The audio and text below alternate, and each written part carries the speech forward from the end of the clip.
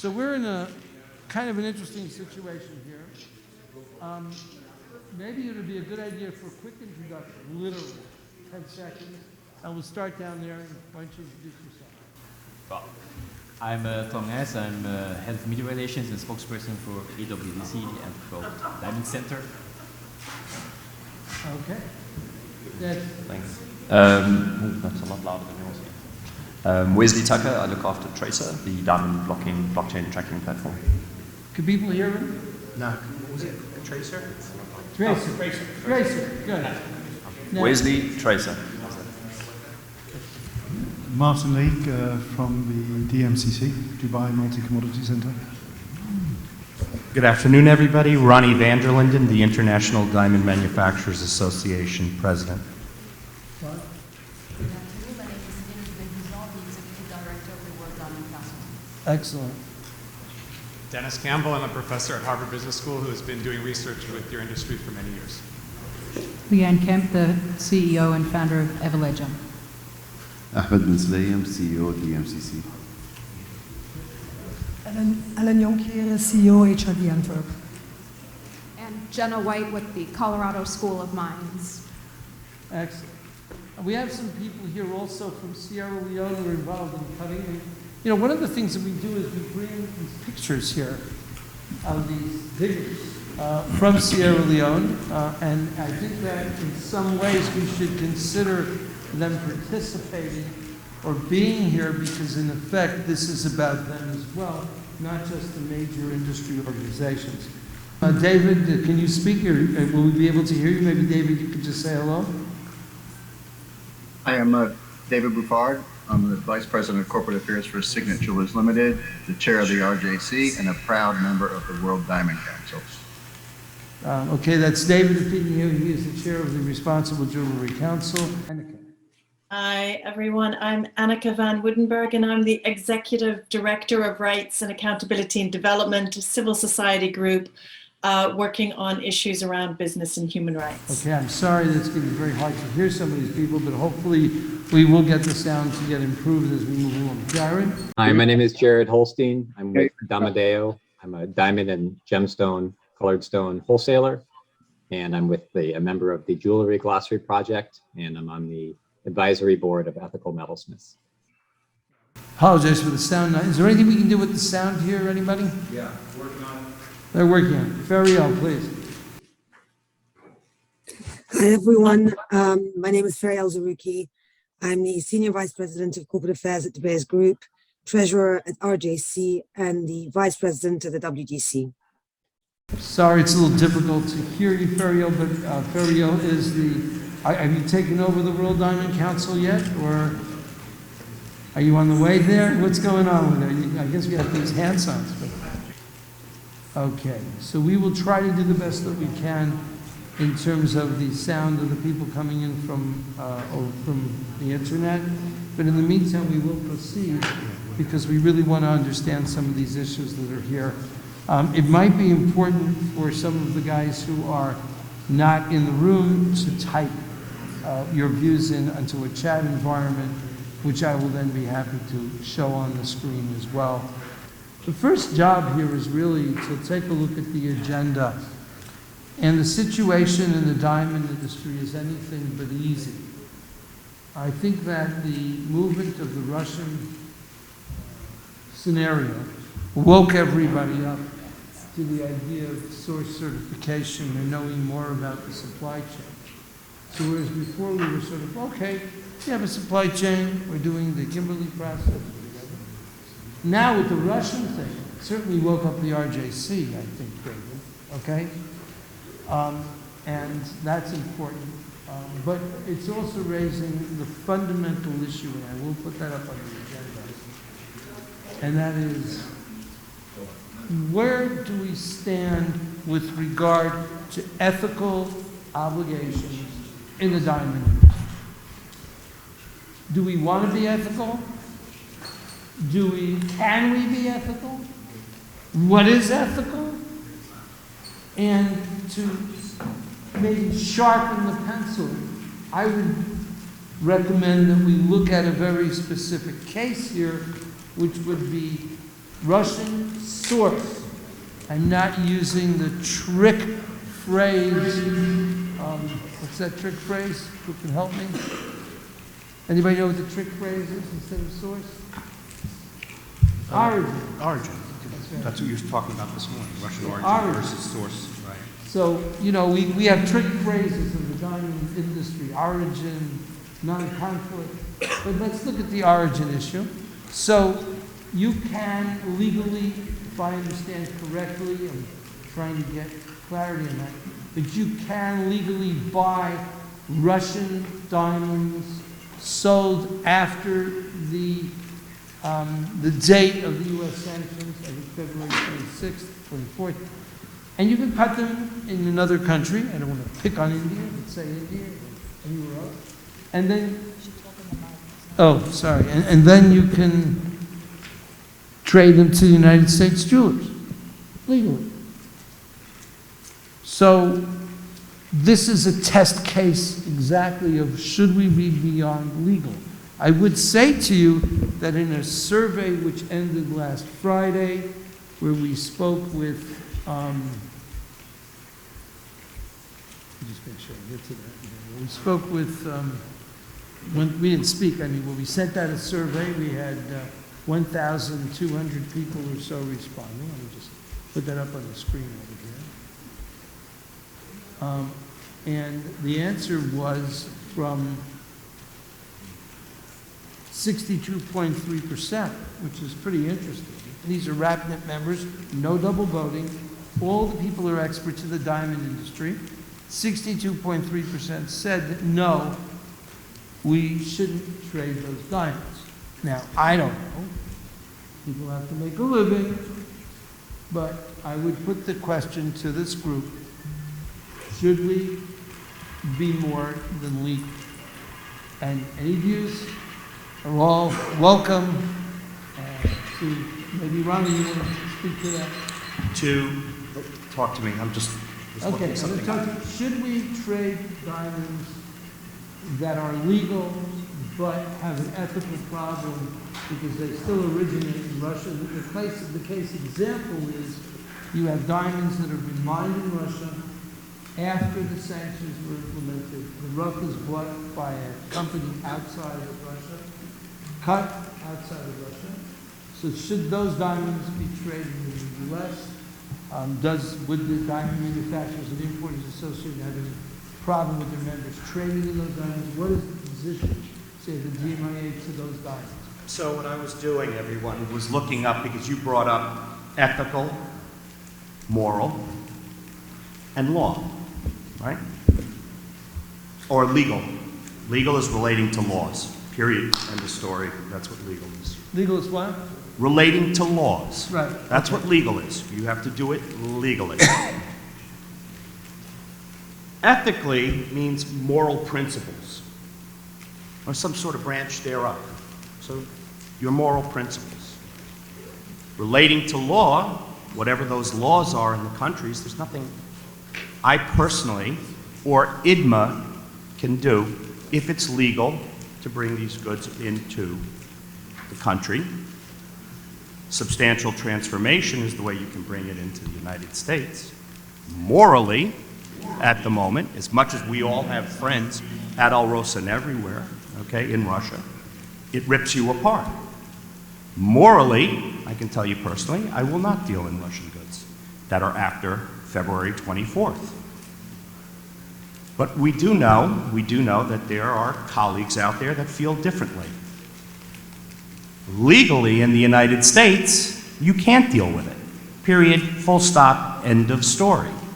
So I would hope that people would abide by the law and legally not trade in Russian diamonds. What do you do when it's legal in other countries? How do you stop colleagues of ours or businesses from abiding by the law? I would say that in the United States, folks, you're going to find that most won't accept Russian diamonds today.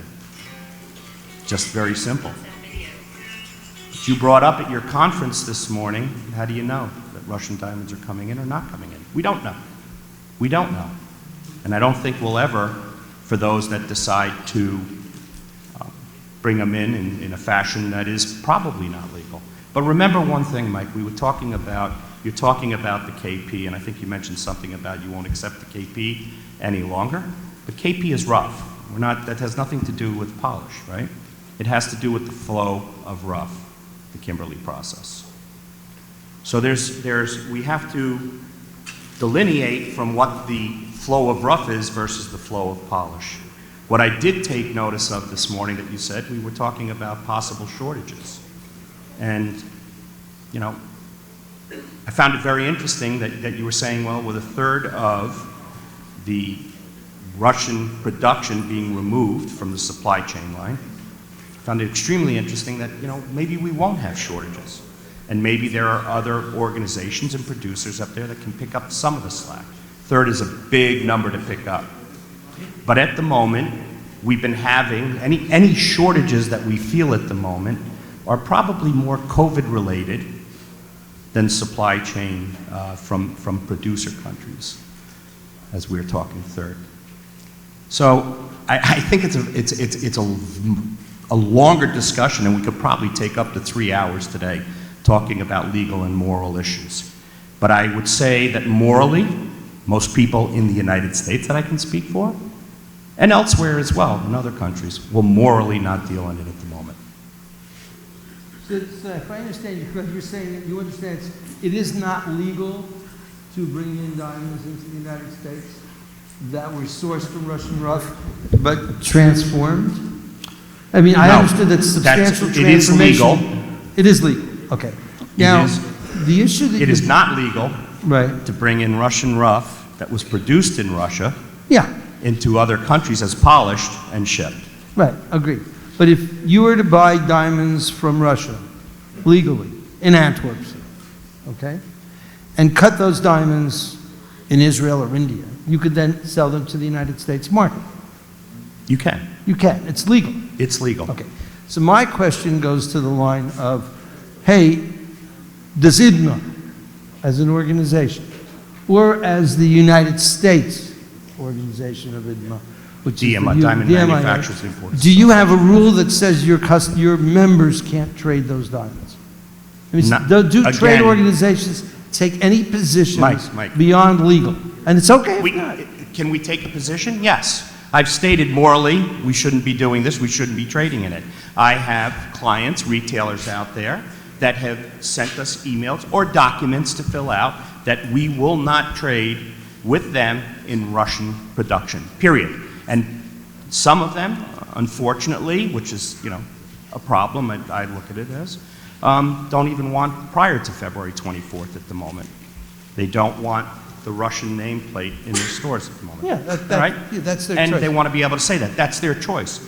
Do I believe that's correct? No, because I think that prior to the 24th and the sourcing, I mean, the goods are there. Yeah, I don't think the issue is prior to the 24th. I think the issue for us is, do trade organizations have the capacity or capability of taking an ethical position that is more than what the law requires? So my question to you would be, does IDMA say, or the U.S. diamond manufacturers, if you do this, we're going to throw you out? No, because legally, we don't have the right to throw them out. Morally, we have the right to tell them we don't think it's correct, and you know, you're going to have to, again, you're going to have to address it legally, and you're going to have to address it morally. And that's there. So morally, I won't trade in it, okay? Morally, a lot of our colleagues will absolutely not trade in it. And we can say that, but to enforce it, legally, I can't enforce it. So, what am I doing? All right, so you say that IDMA organizations can't, but maybe I can also ask David Buffard, who's online. I hope we're able to fix this thing so that we can. Okay, so maybe David should not be on mute, and we'll try to see David over here and see what the RJC can do, or if it does, or it wants to do anything. Let me see if I can find this. Here we go. There we go. So maybe David, can you speak? I'd love to hear from you. And I'm just going to take a second here because I I think this morning's breakfast, which I listened to for 2 hours this morning, was irresponsible. And I would hope you would take this time before we get underway this afternoon to apologize to organizations like the RJC and the World Diamond Council for the irresponsible comments you made this morning, particularly putting petitions out against the WDC. So that's how I'd begin. I thought you would be using your forum to educate our trade and inform and provide guidance about the situation we have as a global crisis right now. Instead, you're choosing to use it for division. And I don't understand that. So that's how I'd like to start this meeting this afternoon. Well, I think you're entitled to ask me to apologize. I think you have blood on your hands by supporting the certification. I have blood on my hands. Be very careful about what you human say. rights violations. So you and I can agree to disagree, which is fine. And I think that's one of the reasons we're trying to reach out to the industry here. But my point about the Kimberly process is very clear. The Kimberly process and those that support it have blood on their hands. They're responsible for the death and the torture of people in Merengue, in the CAR, and in other places. So to hold out and say, don't worry, we've got everything under control here, is really unacceptable to me. So I respect you, and I respect all the good work that you do, and even maybe the WUC does, but it's time to leave the Kimberly process. We cannot support an organization that certifies the legitimacy of our straightness. So I respect you, but I'm not going to apologize. Why don't you build on that? You Why don't should you apologize, explain frankly, to your audience for that being the in a KP position is one part of it. The promoting KP this is one part of it. miscommunication about conflict diamonds, is all these things, and that everybody here is dancing to this Kimberly process, which is an unbelievable disaster as far as the people in Sierra Leone go. Not Sierra Leone, thank God we're past that. But in terms of Merengue, it's just not acceptable. I can't accept the fact that people are tortured and those diamonds are certified. I just cannot accept it. So we can disagree, and that's, I guess, we bring people together here who disagree. But I'm not going to support the Kimberly process or any organization that supports the Kimberly process, like the WDC or even the RJC at the time. So I think we have to look. It's very simple. Stop certifying blood diamonds. That's it. You stop or you don't. It's not complicated. But I respect you, please. You can be. That's not the only. And you can say we have no right to petition the WDC, who decides in and of itself to represent the entire diamond community, which I think is not correct. But go ahead. The bottom line, I'm asking you: if a person is a member of the RJC, can they sell diamonds that come from Russia that are manufactured outside of Russia, even though they're legal? That's a simple question. Do we have anything above the law? And yes, and you know it. Yes, and you know it. You asked us all for responses to your March. David, 1 second. Yeah, please. Speaking. I'm trying to. There you go. Okay. Thank you. Look, Martin, you asked for us to respond to you back in March, and we laid out a 4-layered system about how to address human rights abuses around the world in our industry. Okay, and it starts with the Kimberly process. All right, and it has a narrow mission, which we all know. Okay, and then we build on that by following the system of warranties that the WDC provides. Okay, and companies like ourselves ought to audit those practices. Thirdly, is joining organizations like the Responsible Jewelry Council, which audits business practices of its members. And then fourthly, you can borrow the USJC or the JAs or the Signet Responsible Sourcing Protocol. Those are the kinds of steps that companies and every individual in this industry has the responsibility to implement. To sit there and say that the KP has the sole responsibility to manage human rights abuses in our industry is untrue, unfair, and irresponsible. And I don't know why you keep promoting that idea when we have all given you the best tools and the best responses for everybody to follow. It's at least a 4-layered system, and it starts with the Kimberly process. And you know that. So why do you continue to divide and push questions that put people against each other instead of using this forum to educate. That's what is confusing to me. You have an opportunity this morning to educate people. You have an opportunity this afternoon to educate people about what due diligence means. And I ask you, what do you do? What does Rapaport do in terms of due diligence for the people that are on RapNet? We'd like to know. Are they members of the RJC or are they not? What do you do to make sure that people you're dealing with have responsible business practices, that the goods you're getting meet the standards you're talking about? Why don't you tell us? Okay, I think that's a very good point, because you know what? We're getting to the real issues here.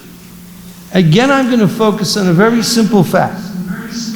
If you have an organization, does your organization have any ethical standards or not? And if they do we enforce them? About Rapaport, I took a decision a few weeks ago that we are not going to allow any diamonds to be listed on RapNet that are sourced. I'm using the word source. I'm not using the word, what's it? Origin. Origin, because origin is what I would call a misleading term in terms of how people are seeing it, but source diamonds.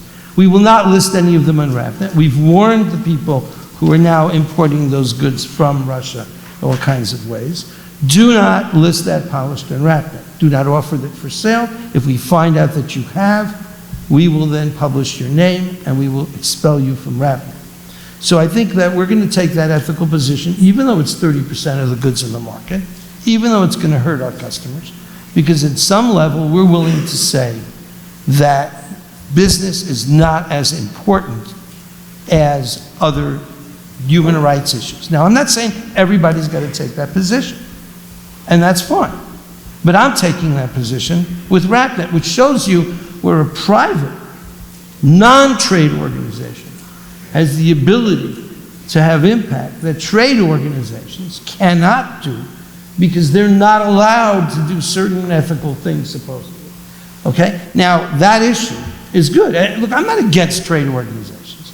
Now, you got to understand something. If the Kimberly process simply came along and said, I'm so sorry, we can't deal with human rights because when the Kimberly, and I was there, so I was part of that compromise, that the Kimberly process could not deal with human rights issues because it's a sovereignty issue of various nations, and because the World Trade Organization would not give you a waiver, okay, on human rights. Okay, I understand that, but we had a war going on, and we saved human lives.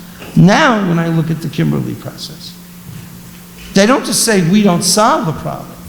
They certify the stuff. They actually go out of their way and they legitimize the illegitimate. And then they pour it into our distribution system.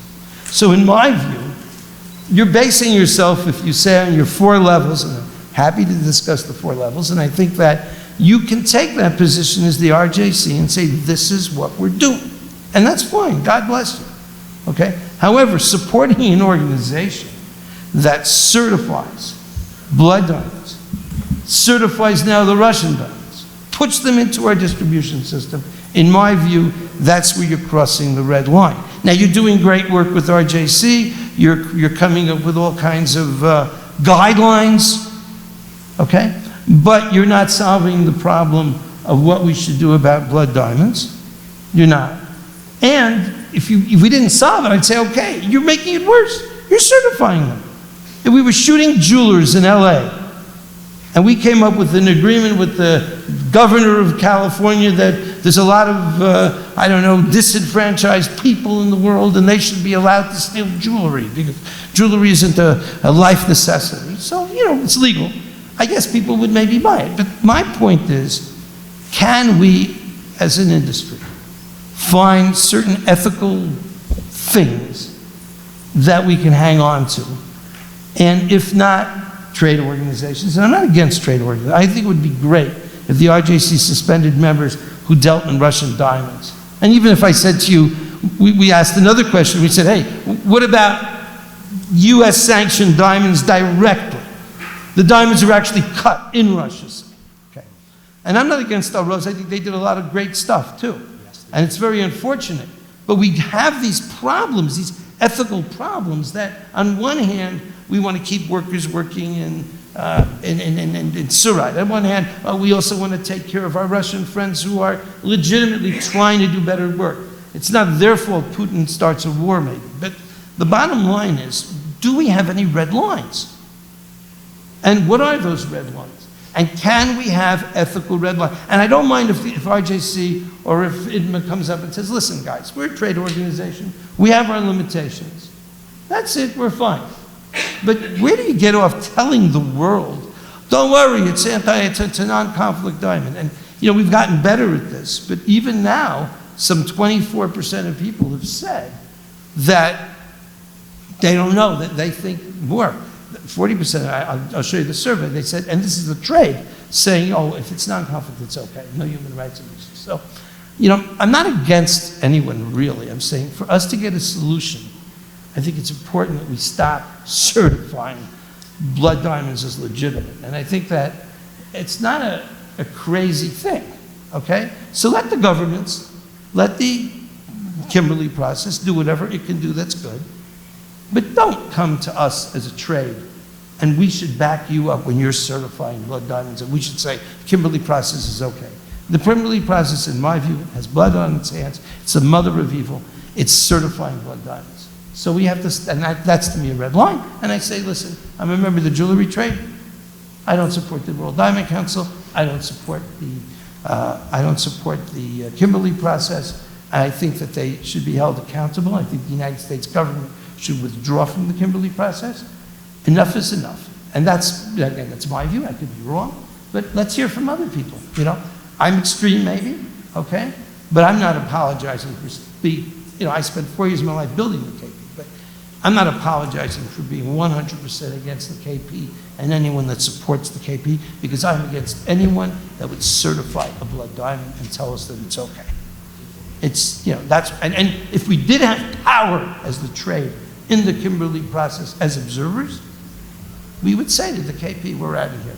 Just like a lot of NGOs that have done that, okay? They walked out, Global Witness, Partners Pact, Partners African, they all said goodbye.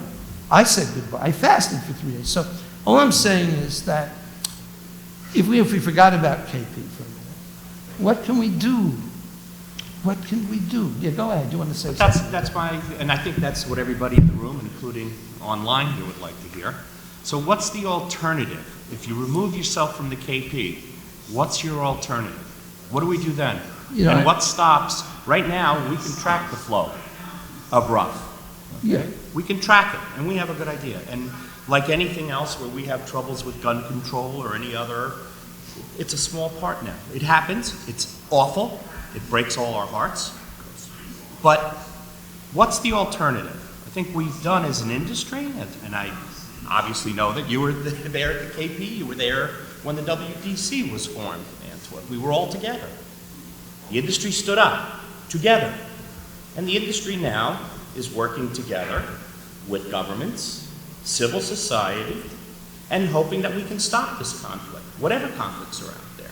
And you're pointing to Moringa as being, and use your words as much as it kind of rips me at the moment, but you've even said this to me, you know, there's actual blood. Where's the actual blood? Zimbabwe is going through a review mission at the moment for the Kimberly process. Kimberly process, excuse me. My head, sorry folks. For the Kimberly process. What we know up until now, they just had the review mission. We won't know until the findings come out, but through colleagues. They did well on their review mission. We'll know exactly. So now, you know, obviously you must have knowledge on the ground there. And yes, I've read this, and you know, I brought this. Here's the WDC's position, the United States Jewelry Council's position that we've all signed on. But if you want to make change, but don't agree, and everybody, I told you, you know, everybody's entitled to their opinions. But what does that change? What does that change? Mike, help us out. Okay, what do you see? I will do that. What's going to happen over here is that we're not going to trust review missions of Zimbabwe when we have pictures of people with holes in them. We're not going to buy any more. And they said, please don't curse Mr. Rapaport. Poppycock. Okay? We're not going to eat any more bullshit, to put it that way. So what we're going to do is create a second part of this diamond industry that is capable of monitoring the source of diamonds. And we have here Tracer, and we have here, I forgot the name. Let's be Everledger. An Everledger, and all kinds of other people that are going to trace the hell out of diamonds.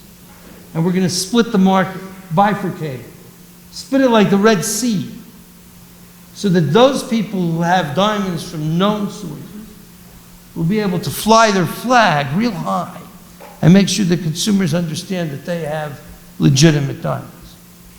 Those people that have, in my view, illegitimate diamonds, even if they bring them through various countries with Kimberly process certificates, they should be kicked to the gutter. I think I'm using a phrase that someone from De Beers used, in Kimberly. Okay?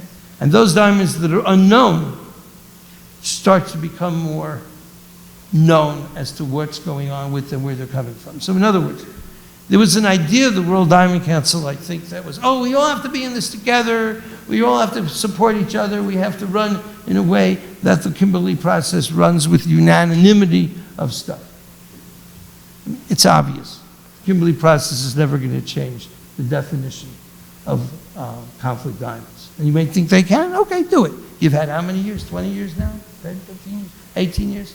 You know, but I think that if you keep coming back with this, oh, we had a review mission that said it's okay. Here's pictures of people holes in them. These are not lies. We send people out to actually get those pictures. Here's testimony from the NGOs that know what's going on. And you think we should divest? Yeah. I disagree. Fine. So you're entitled to your opinion, okay? And you can dance with whoever you want to. It's not about dancing. Who's going to voice the position of the industry? Who's going to defend the industry if the WTC pulls out? Well, let me explain it to you. The diamond industry is an industry, and it's a lot of power because of how we spend our money. What's going on with the Kimberly process and the World Diamond Council is absurd, because the power of the industry exists in what we buy and what we don't buy. Telling people to buy diamonds involved in human rights abuses for making governments happy. The governments aren't on our agenda. Governments aren't involved in concerns about human rights abuses, especially if they aren't killing their own people. But no, I'm sorry. We as human beings who buy a product, whether it's diamonds or it's undershirts from China somewhere, or whether it's, I don't know, other textiles from factory buildings that fall down and kill thousands or hundreds of people, we have an obligation. How do we spend our money, and to make sure we're giving it to the right place? And the World Diamond Council and the Kimberly process has no right to tell us what we should and which we shouldn't buy. And they certainly have no right to legitimize. In other words, you've gone beyond the pale. You've gone beyond the pale. I guess I could call up, I don't know, some crazy scenario where someone, I go to the prison and ask the people, hey, can you guys figure out what we should do about crime and stuff? But the bottom line here is, we are in trouble. We are in trouble. No one's going to buy this story anymore. You had a very good good mission to Zimbabwe, you did? Okay, fine. Let's ask the question. Where'd your diamonds come from? Where are those diamonds being sold from, Miranda? Who's buying them? We don't know. We know. We should know. Are we stopping them? But let's move the discussion a little bit as well and say, is there an opportunity to monitor diamonds other than Kimberly process? Okay? I don't know. We've got Tracer here, if I haven't scared everybody. Okay? Tell us, what can we do to monitor the flow of diamonds from the source so that we can get more information, and in my view, we can sell an added value product. Okay? Let's see, maybe some people have ideas. They're doing all this Everledger stuff, they're doing this, all this new technology. I know De Beers is also very much interested in having a source of diamonds. I know Sarin is here. Sarin's got a way of tracing diamonds. Okay? Guys, all this is happening. So, I don't know, I'd love to hear from Tracer. Sure, to be the one that maybe changes the topic a little bit. I mean, like, I think before we talk, I don't want to get into the depths of... Speak into the mic really strong so that... I don't want to get into the depths of the details around blockchain and tracer, etc. I'm sure we can. But I think it is important that there's no intention to replace things with technology. I think building and layering and adding is a much easier approach. And maybe, look, depending on where we want to go with this, we can talk about the details. And I do think that technology is going to make a massive impact in the way in which we look at things, the way in which we trust things. How do we give the choice to consumers, the people that actually create the value in the industry? But I think, and we have this challenge, and I'd love to hear from Leanne as well, there are a lot of diamonds, an inordinate amount of diamonds that we need to be able to put on the technology. And it's going to take time to get us to the point where we have all of the diamonds on that technology. And I think the challenge we have is those diamonds that don't want to declare their source, but it's more the impact, because it's more than just source, it's impact along the value chain. They're going to be the last ones to come on the technology.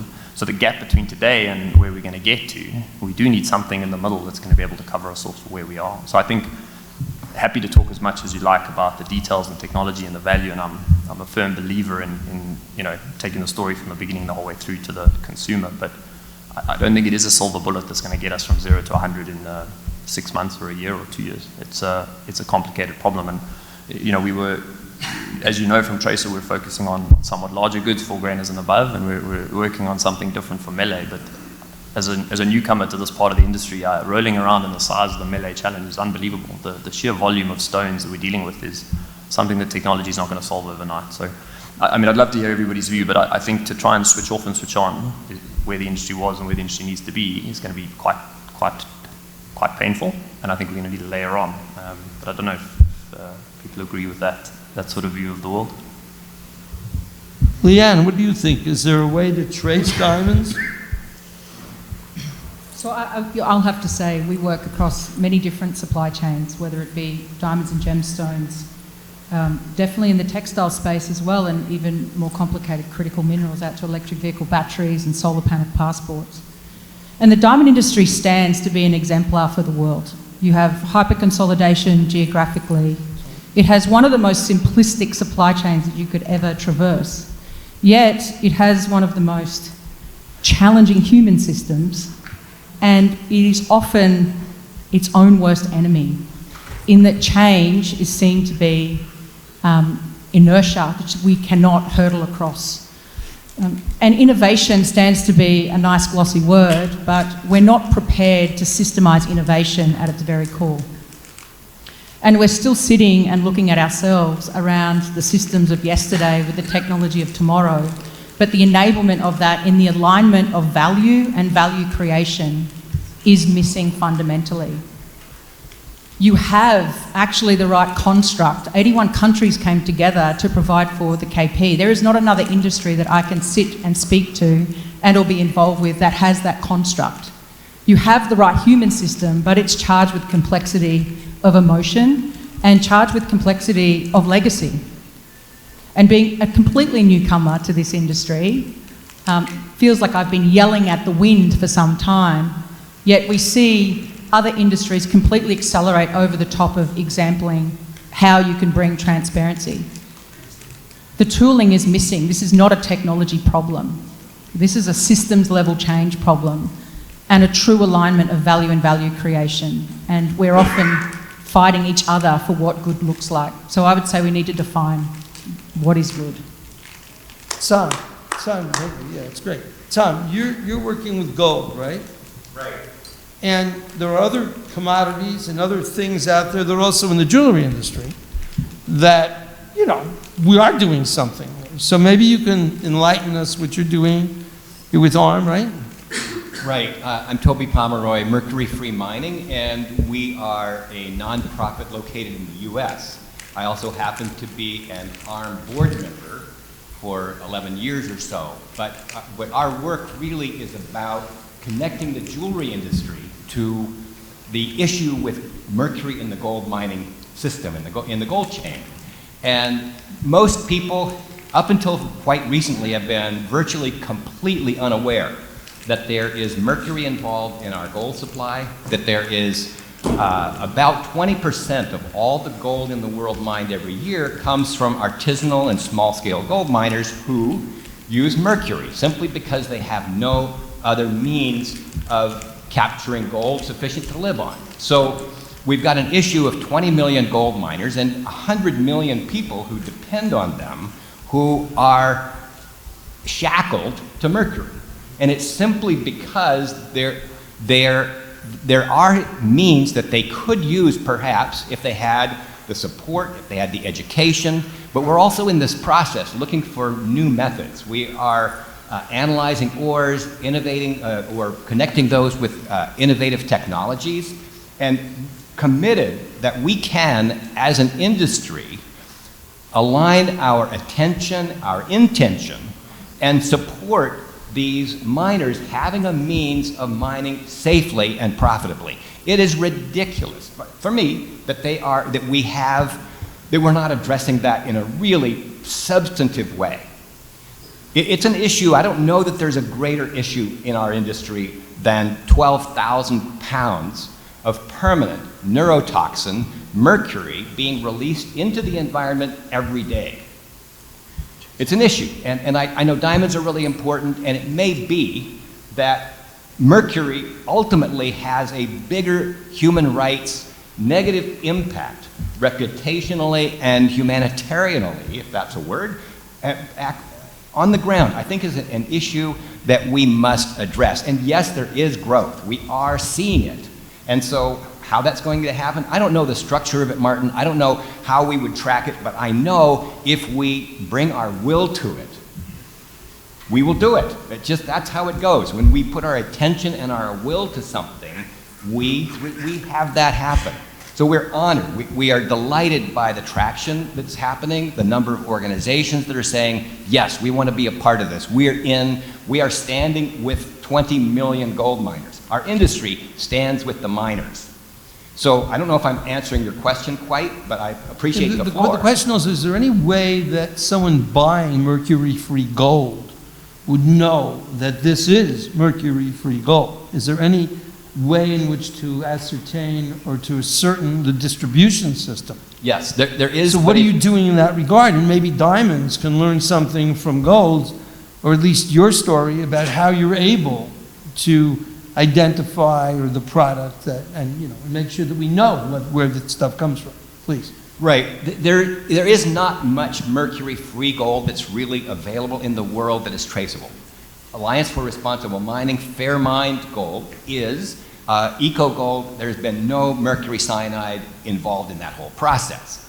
And they know that, so they can actually certify that as the case.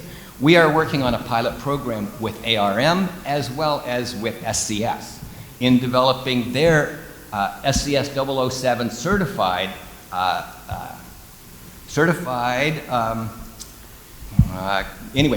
it's a climate neutral gold basically, and developing supply chains for that. So it's in process, and we're excited that there are industry players that are stepping forward with that and saying, yes, we can, but it's really limited at this point.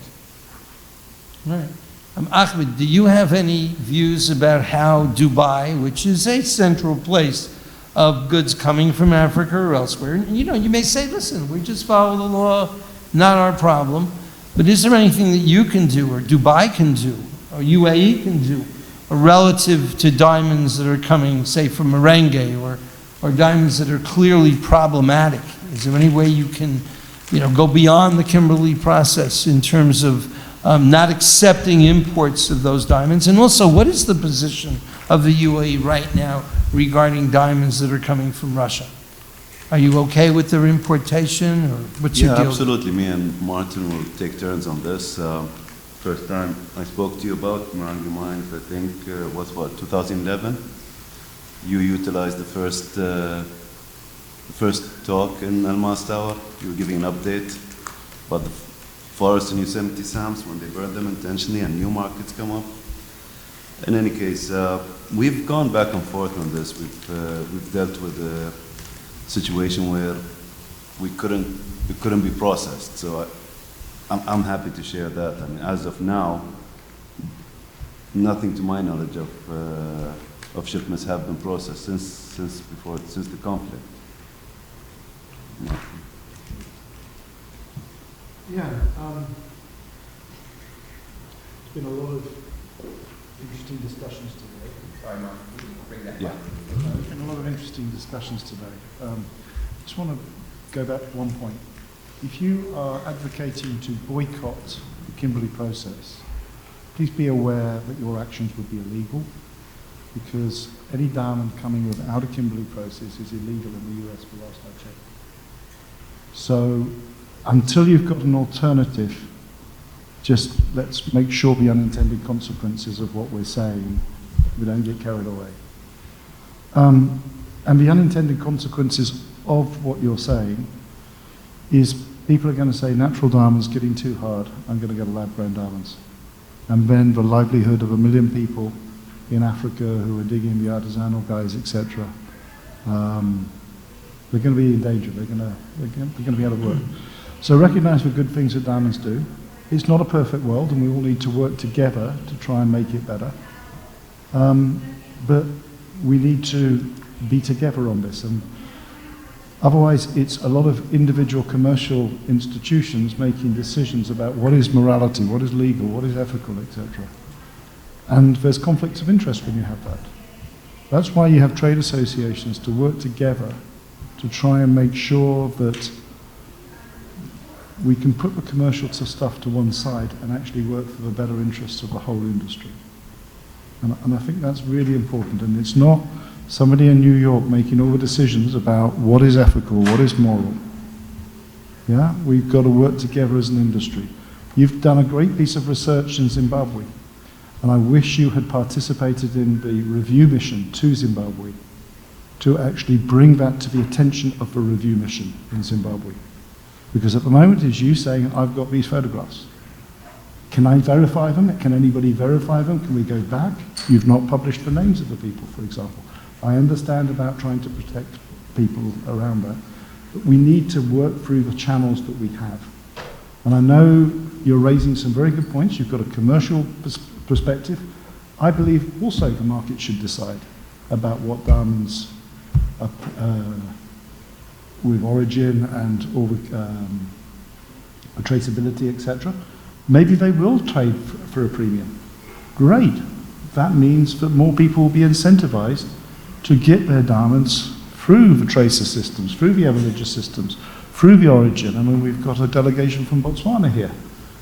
What are you saying about those diamonds? Those diamonds are great diamonds as well. So how do we not try, we're a small industry, how do we try to work together and collaborate together? Well, those are my points. That's a very nice idea, but the problem is that there are people, and you can say, well, we're relying on this trade mission. That's horrible. It's an That's horrible. trade. This is the trade mission that's been set up with the Zimbabwean government, who is going out there to see what's happening, control it. Why don't you go over to China with this woman who's doing that now? Now, one other thing, it is not illegal to say, we no longer support the Kimberly process, okay? Not illegal. America's a free country, okay? And I think that if you do support the Kimberly process, you literally are responsible for the certification of blood diamonds. So that's a different view than yours. Now, us coming together is an interesting point. Can a trade organization take on ethical issues? Trade organizations do legal issues, okay. Is the government of the UA going to take on an ethical issue? Maybe yes, maybe no. I'd love to see it if and when it happens, okay? But my point is that trade organizations may do a lot of very nice things, wonderful, but they are not capable of dealing with ethical issues because of the limitations of their charters, of what they are, who they are. And if you say to me, who gets to decide? I don't know. What was the name of that organization that just left and now they've come back, David, to RJC? Richmond? They decide. You know why Richmond decides? 2 reasons. The first reason is because RJC, as much as they try to do good, is limited by their membership as to what they can do or not. And I'll come back to you in a minute, David, and ask a very simple question. What is your position about Russian source diamonds for the RJC? But Richmond, they had the money. They decide. It's the golden rule. The guy with the gold rules.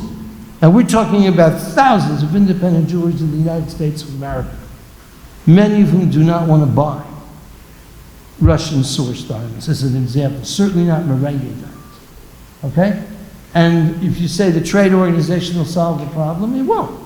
And I can respect you and say, it's nice what you're doing, but you don't solve the problem. So don't greenwash. Don't tell us, okay, we can handle this. You can't handle it. It's above your capability. That means that we need to come up with an alternative system. And I think the greatest curse that we've suffered from the Kimberly process is that we haven't come up with alternatives. Now RJC is an alternative, maybe David, okay? But just one thing before I go back to you on this, David, is, look, there's 3 steps to being legitimate. Number 1 is some kind of a standard, not a declarative statement that meets a specific standard, not some guideline, okay? Some real standard. Number 2, auditing, which I think RJC is great, but we've got to get better auditing. And 3 is expulsion, naming people. You ask me what we're doing at RAPNet? That's what we're doing. And we're going to get green stars if we count on diamonds, if we can audit them.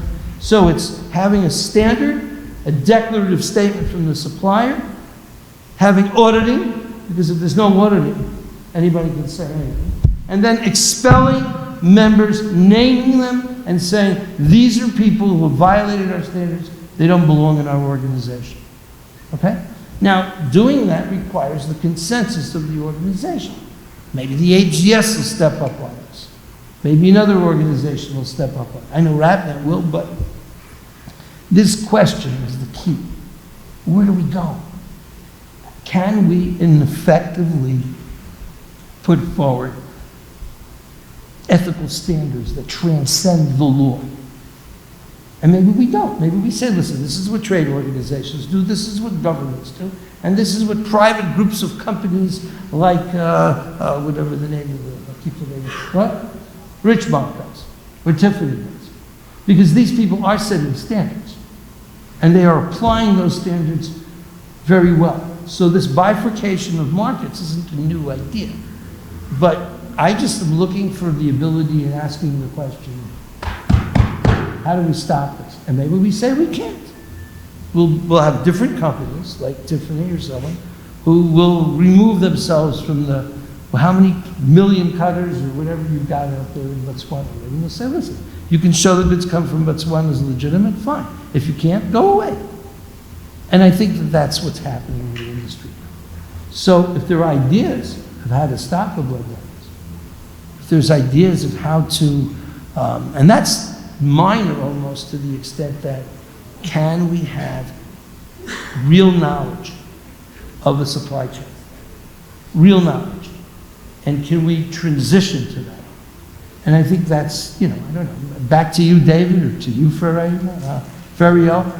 I know that you're big supporters of the Kimberly process, whatever. And that's kind of, I do want to say one thing. Yeah, please. Feriel takes it.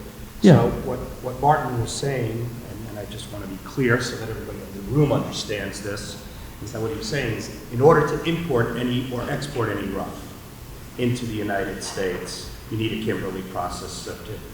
You can absolutely take your stand and say, I don't agree. Oh, no, I'm not saying you shouldn't have a So you Kimberly. understand. Wait. I'm not saying that is not coming from. sufficient to say anything about the diamond, about the ethics of the diamond, about whether or not the diamond is involved in human rights abuses. And yeah, I'm going to work with Congress and try to find ways to uncover what the hell is going on. And it doesn't make sense to me that the United States government says these diamonds are sanctioned, and then at the same time vote in the Kimberly process to certify these diamonds as legitimate. But that's another story. But my point is, yeah, you also need an airway bill to bring in diamonds and stuff. But that doesn't solve the problem. Understood. Okay. I just wanted to be clear. Yeah, but anyways, back to you, Feriel, back to you, David. Feriel? Well, No. we can't hear you, Feriel, so unmute her. Still can't. I'm so sorry that we can't get the technology to work. Well, you know what happens? You read. I'll try once more. Can you hear me? Everybody on the Zoom can hear you, on the webinar can hear you. It's the people in the hall that can't hear you. Okay. We can hear I'm not sure what to do. Oh, I see Martin putting his, okay, perfect. Right, so it's been an interesting morning at JCK, and it's an interesting discussion now. I've been trying to listen, and it's been, just to let you know, it's been quite hard for us online to hear what's being said in the room a lot of the time. But I've picked up on a few things I'd just like to comment on. First, I agree with David Buffard's comments at the beginning. You know, there was, in addition to that, Martin, there was some things that were said this morning that were quite irresponsible, especially in the Q&A. Somebody in the audience had asked you, you know, how much conflict diamonds is there out there? What's the blood diamonds? And you mentioned Sierra Leone. You said, I don't know. And you said Central African Republic, Sierra Leone. I thought that was shocking, especially given, you know, your network, your influence in this industry. People listen to you. If you're raising an issue of blood diamonds, you need to know the facts before trying to relay the message to many that don't have the facts. So I think you do need to maybe say something about Sierra Leone in a way that doesn't tarnish the entire country as a country that deals in blood diamonds. Okay, so that's number one. Number two, my opinion is no country is all good and no country is all bad. It is the actors. In every industry, you have actors that are good and you have actors that are bad. And the way that I see, I am a full supporter of the Kimberly process and a full supporter of the World Diamond Council and of the Responsible Jewelry Council as De Beers. And the reason why is because I look at the KP as a floor. I certainly don't look at it as a ceiling, but the way that I'm hearing everybody talk about it today is somehow setting it as the ceiling. It isn't. It's the floor. It is not a silver bullet for human rights, and we'll get to human rights in a second and the definitions, but it's something that we build on, as David had said. And it does a role that no industry player or group of industry players can deliver on. It's essentially a customs office for one product. And I don't know of something else like the Kimberly process where you have civil society, industry, and government getting together to discuss one product throughout the year, online, and twice face-to-face. Okay, so I'm not into tearing down things. I like building on them. The second thing is, as I was listening to everybody speak, definitions and terminology is of critical importance. I think everyone's got their own sort of definition, and you're not really actually speaking about the same topic. You said legal versus ethical. So for me, even legal, the law is different in every single country. And sometimes in one country, it's different in every single state or region. So for me, legal means responsible. You're doing what you ought to do. And in every country, even the Western countries, not everybody is operating in accordance with the law. That's why you have institutions like the police and government that would take these bad actors. That's why you have prisons.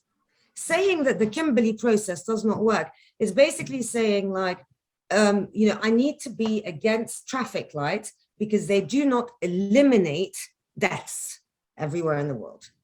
They are a tool. They are a floor, a foundation to address a problem, but that can't be the only thing. You've got traffic lights, you've got speed bumps, you've got police controlling the drivers on the road on their speeds, all of that to try and address the toll of deaths on the road, and it still hasn't eliminated it. It doesn't mean that we need to get rid of it all. You just continue to build on it. And as David said, KP's floor, SOWs after that, because we need to bring the smaller players. You can't audit everyone. The smaller players don't have the facility. You need to educate them, bring them, reform, formalize, and then get them to there. It's all about continuous improvement. So definitions, very important. Responsible sourcing, you meet the requirements of the law. I would prefer, you know, international standards. It's all about morality. And for me, my morals are very different to many other people, you know, because I see the world through my lens. What is morality? I don't like it, for example, when I see that people are not being treated in the same way across the world. I'm from North Africa. There are many issues in Africa. I don't even know if people know how many countries are in Africa. You know, we talk about Africa as one country most of the time. What is morality? It's very unique to a human being and unique to a business and unique to an actor. And then there's a step over and above morality. It's sustainability, right? And I think you can't do ethics without legality, and you can't do sustainability without ethics. It's also a journey. So you start with legal, which is responsible, you move to ethical, and then you move to sustainable. And everybody has to go through this journey. Another thing about definitions is human rights. The term human rights, where is it defined? Where is it defined? I've been looking for that definition. Where is sustainability defined? So we're throwing all of these statements around, you know, I see them in marketing campaigns. People are saying, oh, I'm ethical, I'm this. Why? Why are you ethical? What are you doing to be ethical? And have you published your commitment on what you're doing to make me understand why you are ethical? Oh, it's because I use recycled. Oh, it's because I use this. Oh, it's because I... Okay, so take me to the next level. Why do you think that that's ethical? Help me understand. So I believe that actually the tools are there to ensure that companies make the right decisions in sourcing product, should they wish to be ethical, but they need to define what ethical means. I think industry and trade associations can help with that. We as a collective can define it as an industry standards, but we can't really have one player say what is right or wrong, or as you say, Martin, kosher or not kosher, in an industry that has different laws, different moralities, different standards, and different, you know, stages of development. Sometimes the government is one that works for the people. Sometimes the government is where the people work for the government. And you spoke about sanctions earlier. There's a slight differences. There's executive orders out there saying no Russian diamonds, but there's also sanctions. Sanctions are not about the product. They're financial sanctions. Very big difference.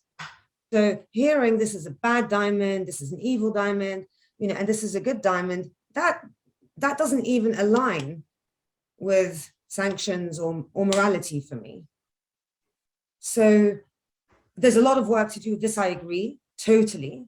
You know, it's not perfect, the KP on its own. We as WDC, as we engage with the KP for the last 5 years, we've been pushing very hard and being very vocal with reforms. We have insisted on the expansion of the definition, and we continue to do so. And I strongly believe that when there is a problem, you have to lean in, and it is difficult because, you know, when you're often engaged with a problem, you get tarnished with it. You have to lean in and have a seat on the table, be heard to be part of the solution. I don't really understand how walking away from anything actually solves the problem that we're trying to address. In my opinion, it could actually create an environment where you leave those that you're trying to help in an environment where they become far more vulnerable. And then I'll talk about help. I also don't like the term, let's help them, or, you know, we need to provide tools for people to help themselves. That's development, and that's sustainable. Because if you think that you can help someone, or you put them in a position where they're always in need of help. So not one organization can solve it, but organizations can develop tools for people to help themselves. Thanks, Martin. Thank you very much, Ray. Look, I think there's an agreement we should work on, yeah. I think there's an agreement that we should work on development. However, back to the KP. Straight question. Does the KP certify blood diamonds involved in violence against people? Yes or no? Yes or no, Farai? So so first of all, the KP does not certify blood diamonds. That's why I can't the question in itself is not one. I'll say it doesn't, because it doesn't certify blood diamonds. The KP is a number of participants that work on core documentation, and it is those countries that certify as conflict-free in accordance to the definition. That is why we as a WDC are really engaged on the expansion of the definition. And we have signaled to the world, but expanding the definition and saying, let's add in human rights. Martin, give me a legal document or anything that gives me a clear definition on what human rights is, right? We're pushing for UN language so that it is fair. I think when people fear and they don't understand, they say no. But the second that we what it means and people understand what they're signing up to, it's far easier to go to the next stage. We are dealing with people from different religious backgrounds, with different languages, speaking, even us, we're all speaking in English, and we're using the same words, but meaning different things. So imagine how difficult it is at the KP level. People on this, and I know Anakin sent a note over here as well about human rights definitions by the United Nations, which are very clear. But the bigger issue here again is, I disagree with you. The Kimberly process as an organization is certifying blood diamonds, allowing the people to take those diamonds and get paid for them, and allowing those diamonds to infiltrate into our legitimate diamond distribution system. And I have a different opinion about that than you, obviously. The other thing is, and here I want to really accuse the World Diamond Council of the worst kind of greenwashing. Don't worry, next year they're going to change the definition. That is the most dishonest thing I can possibly imagine. We all know that the Kimberly process requires unanimity, and there is no way in the world that certain countries that are involved in human rights abuses are going to sign off on a change to the definition. So holding out this bullshit that the Kimberly process is now going to change the definition of conflict diamonds is the most dishonest thing I think that you could do as a leader of this industry. I don't mean it personal against you, but the World Diamond Council could do. We all know the honest truth is that with consensus required, the definition of conflict diamonds is not going to change. Maybe it'll change if we stop buying the diamonds, because the power exists with the people with the money to buy the stuff. But I did want to say one other thing. In terms of internationalism and what everybody thinks about everything, that's fine.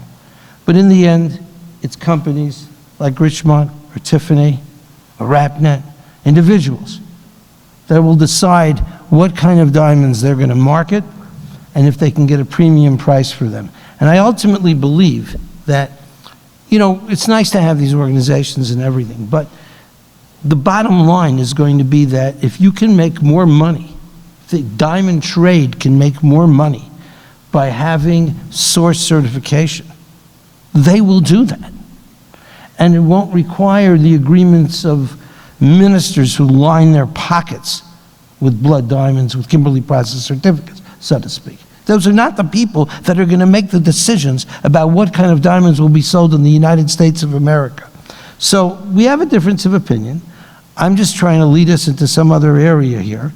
I believe that the Kimberly process is very, very bad, okay? You believe that it's the baseline or something, and I think it needs to be like shut down as soon as possible. So we'll have our different views. The people will, and you don't represent, the WDC does not represent me, and I don't think it's going to represent a lot of people once we get our petition out there. But the bottom line is that we have to find ways to stop the trade in blood diamonds. If you can contribute to that, great. If you can't, because the Kimberly process requires engagement with governments and with, how should I say, not kosher politicians, fine. I mean, you do what you can. Okay, but don't tell me, oh, don't worry, rely on whatever we're doing while people are still being messed up. Anyways, that was the thing. But there was someone here by the name of Annika. Are you out there, Annika? Who's Annika? She's on. Hi, I'm Annika. Can you hear me? Okay, Annika, why don't you speak a little, and so I don't hog up everything. Go ahead. Hi, I just want to check you can hear me before I say anything. Just, yeah, can you give me a thumbs up, Martin, if you can hear me? Okay, great. Hi, everyone. I'm Annika van Woudenberg, and I'm the executive director of a human rights organization called Rights and Accountability and Development. We do actually quite a lot of research on human rights abuses by companies, particularly focused on Africa. And we've done some recent work on petrodiamonds in Tanzania, but we've also done a significant amount of work on the gold industry. I want to just correct very quickly one thing. There's a very clear definition of what human rights are. It's in the Universal Declaration of Human Rights, adopted by the vast majority of countries in the world many years ago, and it is the basis and the foundation of human rights law and international human rights law. The UN guiding principles, which many organizations who are in the diamond and jewelry industry claim to adhere to, bring together the definitions of the Universal Declaration of Human Rights plus other international instruments on human rights. So I just want that to be clear, that in fact there are very clear bottom lines on what is and isn't acceptable. Look, I find this discussion has been super interesting, and it reflects some real concerns that we are seeing from civil society in not just the diamond industry. An earlier speaker was also alluding to responsible sourcing of critical minerals for the electric vehicle industry. So these kinds of discussions are beginning to happen, I would say, in other industries.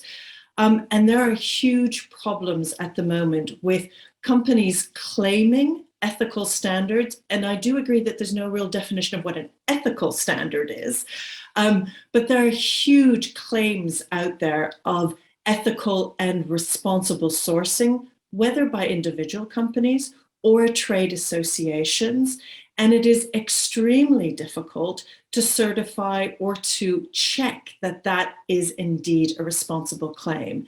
And I think that's a real concern for the diamond industry, and it should be, in fact, for the broader jewelry industry. The language we're constantly hearing at the moment on ESG by a whole host of companies is largely marketing spin, and one that gives human rights groups, environmental groups, and civil society groups huge cause for concern. We are seeing trade associations begin to put in place certification schemes, and I should say those schemes are also often deeply problematic. Let me give you an example of gold. The London Bullion Market Association does have a responsible sourcing program. RAID, Global Witness, and others have really challenged that program because they are certifying gold refiners who we believe should have been with their certificates withdrawn or should have been examined much more closely as to why they're still staying on a good delivery list.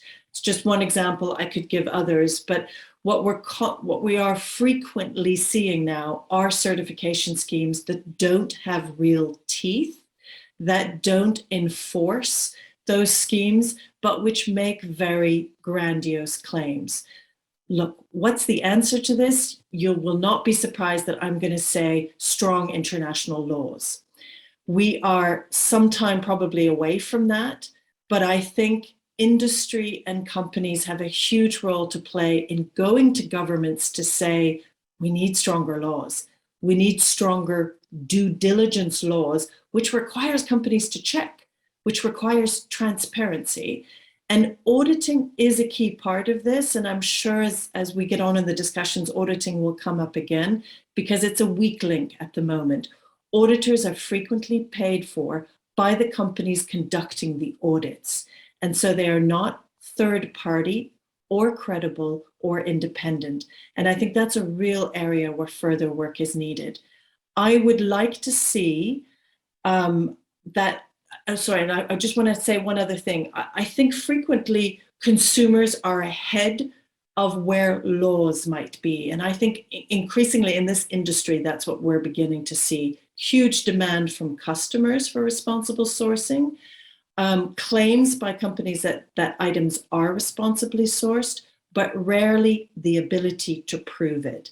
And so I think that's a challenge to you, the industry in diamonds. It's a challenge to other industries.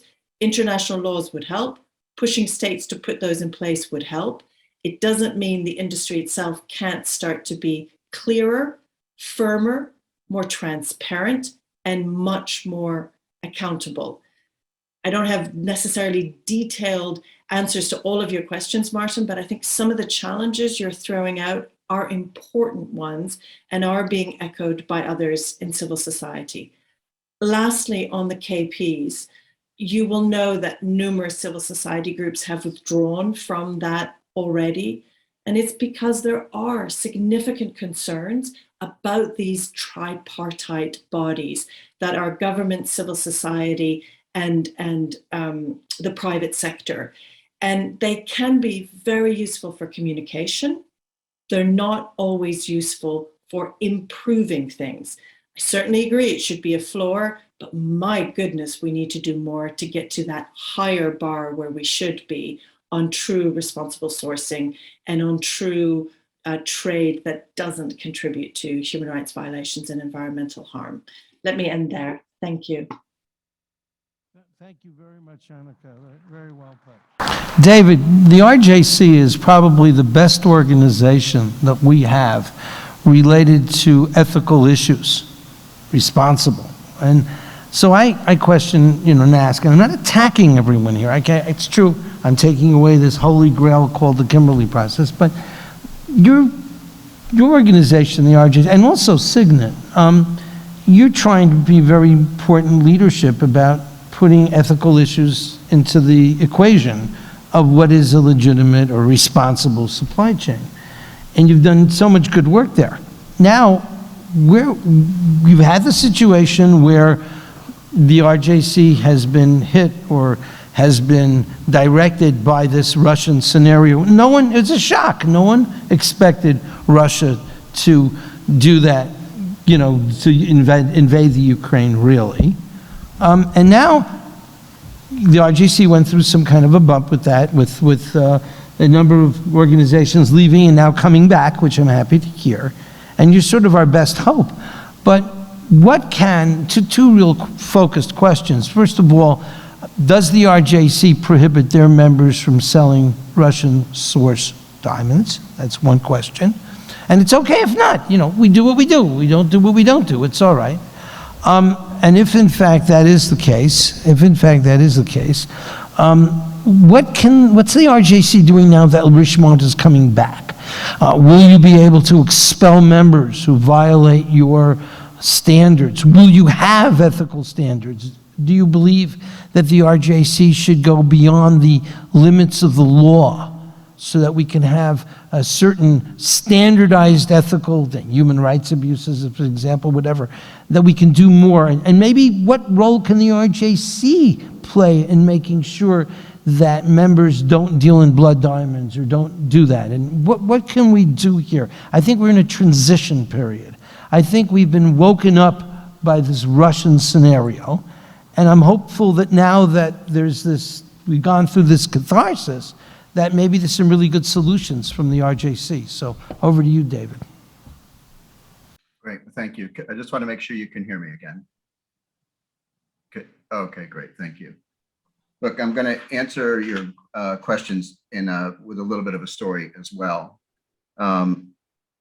In 2010 and up to that, companies in the US started to hear about legislation that was going to affect gold.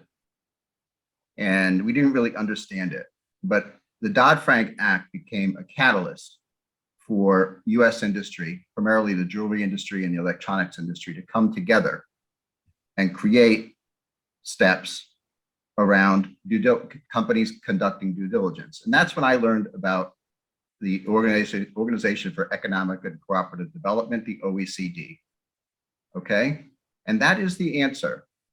And the fact of if you give me some time here, I'll be glad to explain it. And that's what our 4-layered system at Signet is about.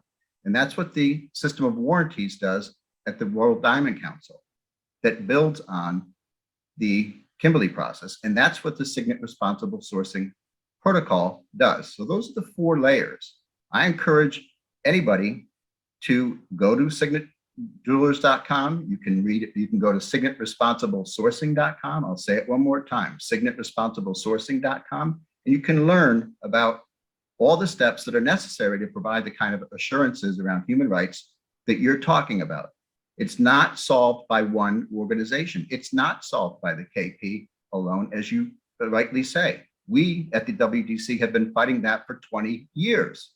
20 years, all right? So we've learned that the definition is very myopic. It talks about the diamonds that are funding civil wars. That's occurring in the CAR, right? But what do we do about other human rights abuses? That's why the WDC, realizing that challenge, worked on the new system of warranties, which were introduced 2 years ago and are now throughout the organization. It requires auditing, no question about it. Now, if companies aren't aware of it, that's problematic. If companies aren't auditing, that's problematic. And then next, you have to be, if you're going to work with another company, how are you going to know that company? I'm going to use your term, kosher is non-kosher. That's what the RJC does.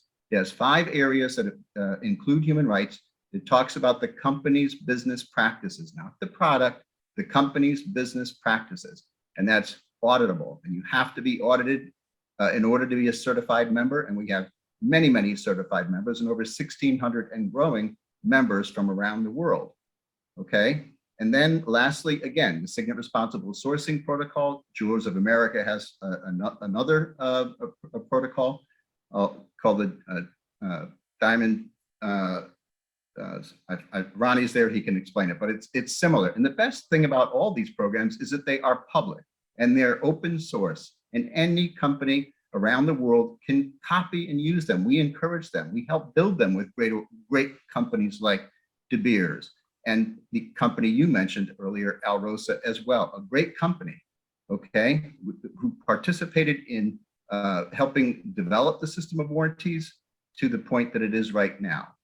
So it is a magnified, is an amplification on each step to come to this, the company's point of view about what degree do they want to take. It's not up to the KP. It's not up to the WDC or the RJC or Signet. It's up to the people who are the companies that are buying the diamonds to determine what's your criteria. Do you want human rights? Do you care? If you care, ask your suppliers. If you ask your suppliers, if you're an RJC member, that ought to tell you something right away. If they don't even know what you're talking about, that ought to tell you something right away. If they're not part of a trade association, great organizations like JA, great organizations like AGS, great organizations like JBC, okay, that ought to tell you something. And if they're not part of the IDMA and DIMIA and the World Federation of Diamond Bourses, that ought to tell you something. So these are just some very basic steps that people can take to learn about where they're getting their diamonds from, the companies they're getting their diamonds from. And if you're not satisfied with those answers, run. That's where you start. So that's what the RJC is doing. We're trying to promote OECD due diligence guidance throughout the organization, throughout the supply chain, at the building on the KP, building on it through RJC, building on it through the SRSP. That's how companies can achieve what you're talking about, to make sure that these blood diamonds, and I'm with you on blood diamonds. I go by the common sense, the definition of a conflict diamond. So do our customers. All right, they don't know that it's limited to a very myopic definition. They don't care. We know that it's the same definition you and I have, Martin, and everybody else on this call, when we talk about human rights and what a conflict diamond really is. It ought to respect human rights. And if it doesn't, it ought not to be in our supply chain. But if people aren't going to ask and do their own due diligence and audit against it, then that's what's needed to eliminate them. With regards to the Richemont Group and the Kering Group, there were 24 companies within those groups that resigned. And within a matter of weeks, they all rescinded their resignations. And we're happy with that. Okay, because we have a process at the RJC. And it's an ICO accredited organization. It's a legal entity based in London.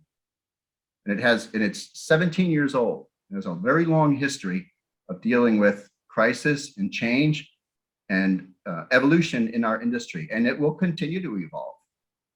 And what we're doing right now with the Caring Group, the Richemont Group, some from the LVMH, and many other of our companies, members and board members of the RJC, is conducting what we're calling a governance task force. We're looking at our bylaws.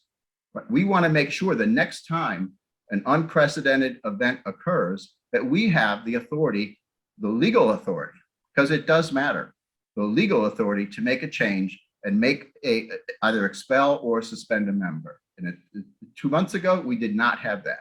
And that's the process we're going through. We made that commitment publicly. You're a member of the RJC. You've gotten every single one of our member communications, and that's our commitment. So we're going to be working with them over the summer. We anticipate by the end of the year to update our bylaws so that we have the authority for any unprecedented event to occur in the future that would give the RJC board and its executive committee and its officers the ability to either expel or suspend members based on factors that have, again, such as in this case, were simply unprecedented. Fariel, do you want to add anything else? On the RJC, I think you covered it well. The only thing that I would say is that it's very easy to criticize and judge. I think the main criticisms were RJC wasn't communicating, it was acting too slow. RJC is a large organization. It's got 1,600 members, but it's managed by quite a small, tight team. And the board is board members that donate their time voluntarily and have a day job. Actually making a decision, getting the board together in the backdrop of a geopolitical situation that was changing, I would say every week, if not every other week in the UK, in the US, it was quite tough. I can say that I witnessed the team working flat out, and decisions were made within weeks and months and communicated. So easy, as I said, to just make a blanket statement and attack, but really very hard to think it through and understand the challenges of the RJC. And actually, once you do understand it, you'll see that they were quite efficient in making decisions, understanding what had happened. And actually, I don't see it as a failure at all. I see that with every single time we face these headwinds, we learn something new and we make changes so that we can do things better in future. That's what I witnessed. Thanks, David. So there's one thing I just wanted to mention earlier. Sorry. Earlier you had mentioned, before David had spoken, about hearing that I guess it's the WDC and civil society, that we go to the Kimberly process and that we're going to change the definition. We're going to change it. This is the year we're going to change it. That's incorrect. Every year we go to intersessional and we go to plenary with the hopes that we can convince governments to change the definition. And because it's so difficult in changing because of consensus, and for those of you that may not know what consensus means, it means that everybody needs to have thumbs up, one person thumbs down, and it's not passed. I will say that we have the revised system of warranties where we have strengthened the definition through the revised system of warranties, where Elodie has gone and spoken around the world about the revised and encouraging those to sign up and do the system of warranties. So as Fariel and as David had said all along, we're looking at this, and each time, Mike, we're trying to push forward. We're trying to make things happen, and we're committed to it. But it is, even if we take our organizations collectively, It's very difficult because we are, if you look at the organizations collectively, a small team. But somebody who has the power of the pen and that can help support these organizations, all right, and get it out there, because then we have those working from the bottom up to support us, that would help in a positive way. Good points. I think that the idea that the Kimberly process doesn't certify blood diamonds is false. I think the idea that the Kimberly process is going to change the definition is false. I think any normal person with any level would understand that that's not going to happen. Zimbabwe is not going to vote with everybody else out there that they have to stop their merengue deals with the Russians or anyone else. So the realistic scenario is that this is not going to happen. But the realistic situation of consumers needing to buy diamonds that are kosher, that exists. All the KP, WDC, ABC, JA, very interesting, very nice. But the bottom line is, are we going to be able to provide consumers with legitimate diamonds that we know for sure are okay? I think we will be able to for a limited amount of diamonds. Maybe the De Beers diamonds, or maybe other places if we whitelist mines, which is where we're going to go, okay?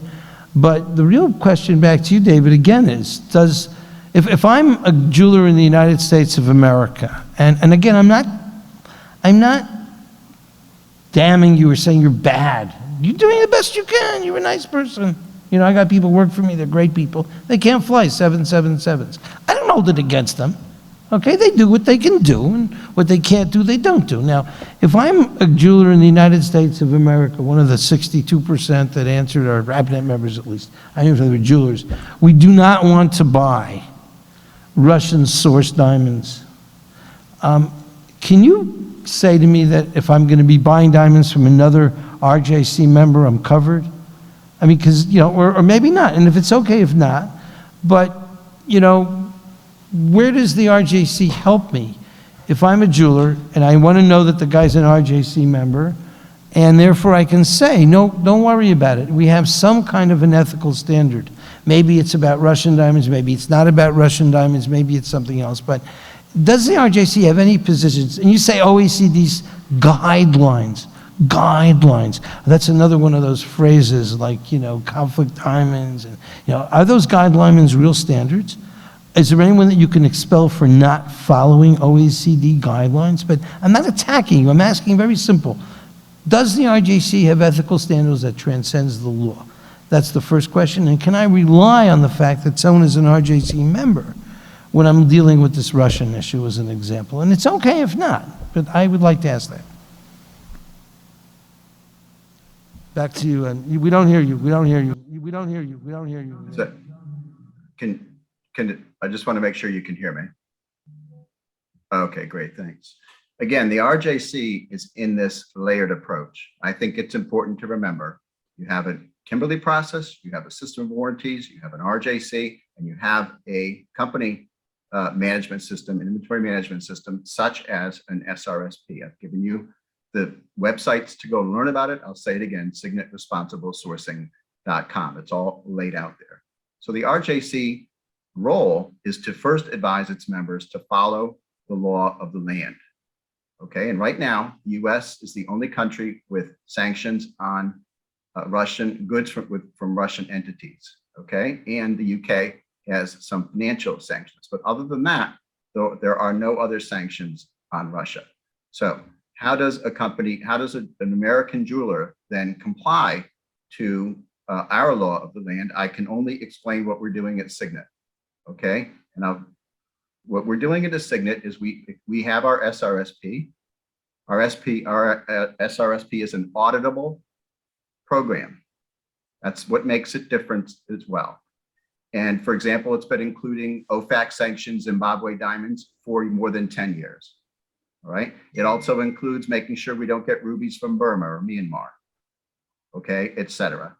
But when February 24th happened, we added Russian diamonds as an exception, not just Russian diamonds, but Russian precious metals and precious stones to the SRSP. We communicated that to our suppliers. Now, some retailers in the US did what I call a paper tiger. They sent a piece of paper, you mentioned this earlier, they sent a piece of paper that says, hey, or sign here that says you don't sell me any Russian goods. Now that's the minimal foundation basic of a legal protocol. And that may work for them. It doesn't work for us, right? And we have hundreds and hundreds of suppliers. So we've sent our communication to our suppliers. Now we're going through and we're auditing those suppliers to make sure they receive that communication. And they're telling us truthfully and transparently where they're getting their diamonds from, just like they've been doing for 8 years. That's how long the SRSP has been in place, okay? They tell us whether or not, and we know whether or not they're RJC members, okay? So the auditing of RJC, the auditing of the SRSP is what is really important. And the companies, if you're an American jeweler and you're not a member of RJC and you're looking for an assurance, the best place to go is to an RJC member. That's your best bet, because everybody, a certified member on the RJC website, has been through auditing. They understand what it takes, for example, to be a Signet supplier, a De Beers site holder, an Alrosa Alliance member. Okay, so these are companies that are used to protocols and they're used to auditing. So that's what the role of the RJC is. And I'm trying to give you tangible means of, if you're an American jeweler, of what to do to make sure and give your own customers an assurance that you're not selling Russian goods, is to ask your suppliers, make sure they understand the policy, ask them what they're doing. Now, if they can't answer those questions, then that's a red flag. And that's what OECD due diligence guidance is, Martin. That's what it's called. It's a 5-step program, and it begins by asking questions. And if you're dealing with people that won't even answer the first question, that should be a red flag. Now, the way we work at Signet with OECD-DDG is we go through the first 3 questions, and we have in the past identified red flags for us. Myanmar and the human rights abuses that are occurring in Burma right now, and have now been for almost a decade, are a red flag for us. So we put out guidance to our suppliers. We don't want Burma rubies. We don't want any gemstones that come from Burma/Myanmar, okay? And as you know, they go off to Thailand to be cut, right? But they're trackable. They're trackable because of inclusions, okay? So by, again, understanding the supply chain, we can put those kinds of steps in place by working with responsible suppliers that are certified members of the RJC, okay? That's how you do it. And if American jewelers are looking for the best step forward, is not to throw stones at the KP, it's not to throw stones at the WDC, it's to, and if they can't join the RJC, at least go to the website, and there's 1,600 members there that are going through the due diligence to meet the auditable standards, the gold-plated standards that protect human rights. That would be my best advice to somebody who's an American jeweler who's not an RJC member. I hope that's helpful. It's helpful, but, well, maybe a provenance aspect of the RJC guidelines, or maybe rules, would help us here. So that if a supplier made an affirmative statement, these diamonds are not Russian-sourced diamonds, and that statement was false, then maybe under the provenance aspects of the RJC rules, you know, we could hold that person responsible and get him expelled from the organization, perhaps. And so that was one aspect. The other question is, again, I am an American jeweler. I do not want to buy Russian sourced diamonds. Can I just buy from any RJC member? I guess I'd have to ask the RJC member, are these diamonds Russian source? And then the RJC member would have to say so in writing, right? Because not all RJC members don't buy Russian goods. And then I would be okay. Would that be like a good advice to a jeweler in the United States? Get a written statement from an RJC member that the diamonds being supplied are not Russian source? Would that be a solution? that would be a step. That would be the first step. The second step would get verification. The third step would have some kind of auditing program. But the person who invented provenance claims is on our call here, and that's Ferial. So I'd love her to talk about provenance claims. Yes. Thank you very much, David. I just want to make sure that everyone can hear me. We can hear you. Okay, so thanks, David. And you're absolutely right, Martin. There is a provenance claim section. I think it's the section 14 of the guidance in the RJC, where any RJC member that makes a claim, a commercial claim to their, I guess, client, if they want that claim to be audited as a provenance claim and on their certificate, then RJC auditors would come in and check that there are policies in place, management systems in place to ensure that that claim is supported. So we've taken it to the next step. So right now there's many that are giving assurances to say, you know, these are I don't know, I call them negative assurances. These are non-Zim, non-Russian, whatever. The next stage is, okay, well, prove it. Now, on the RJC certificate, you can actually have that statement. And if you go to the DeBeers RJC cert, and I'm sure Signet's one, I haven't checked, David, I'm sure you know this better than me, but DeBeers has many provenance claims certified under the RJC. So that's one step, and it's a very easy step for your jewelers in the US to ask for. I want this claim to be RJC certified under provenance claims. That's really important.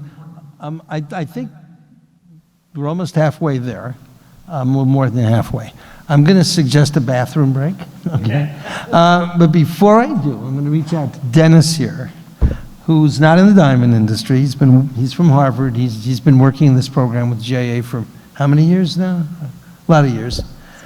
And I would like to just get a outside perspective. What is the story with this ethics? I mean, should companies, I mean, you know, we have that great presentation by Milton Friedman that says that companies should just make profit and they shouldn't be altruistic at all unless they can make money being altruistic. So I'm thinking, well, you know, the consumers are willing to pay more, you know, and this and that. But how can you think a diamond industry can relate to these, you know, trade organizations and ethics and what is all this, how does all this work out in the real, you know, business world, and especially we think about other products, you know, because you're coming from the general kind of world.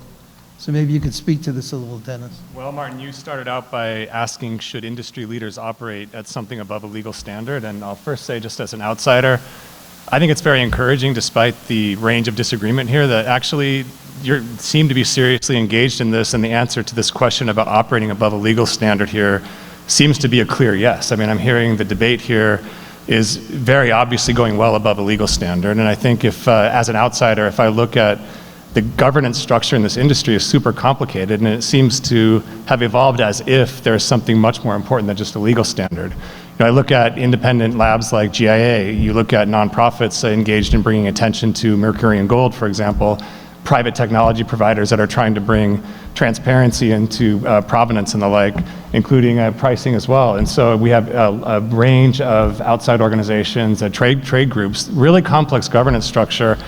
And I think, you know, this industry seems to be seriously engaged in thinking well beyond a legal standard. So I would say encouraging despite the range of disagreement. I think you can imagine these issues are significant in almost every industry. I think that what we're seeing around ESG reporting, for example, the demand for ESG reporting is coming from somewhere. It's affecting how companies think about things like diversity, equity, inclusion, how companies think about their role in climate change, for example. So this is something I think that we see every company in virtually every industry grappling with around material issues for them. I think, you know, what I'm hearing here from the group is exactly right, that there's 3 ingredients to real accountability and change, and those are we need standards, we need monitoring or audit, and we need enforcement. And that complex governance structure in this industry, I think, is creating some of the challenges there, right? The question is, what should those standards be? Questions over who should be responsible for enforcement, what form should enforcement take? Is it expulsion? Is it simply creating disclosure and transparency so that consumers can decide, markets can bifurcate? I think those are the answers to those questions are very difficult. I think that one thing you might want to think about is forums like this seem really useful to start to hash those things out. I think where we've seen collective action work in industries is that there are more regular kind of forums like this where you could start to hash those things out, focus on those issues around what the standard should be, what form enforcement should take, who in this complex governance ecosystem should be responsible for enforcement. I think those issues need to be focused on in a much more ongoing way. And so it would be very useful, I think, to consider how we can create more forums like this that regularly kind of interact around these issues.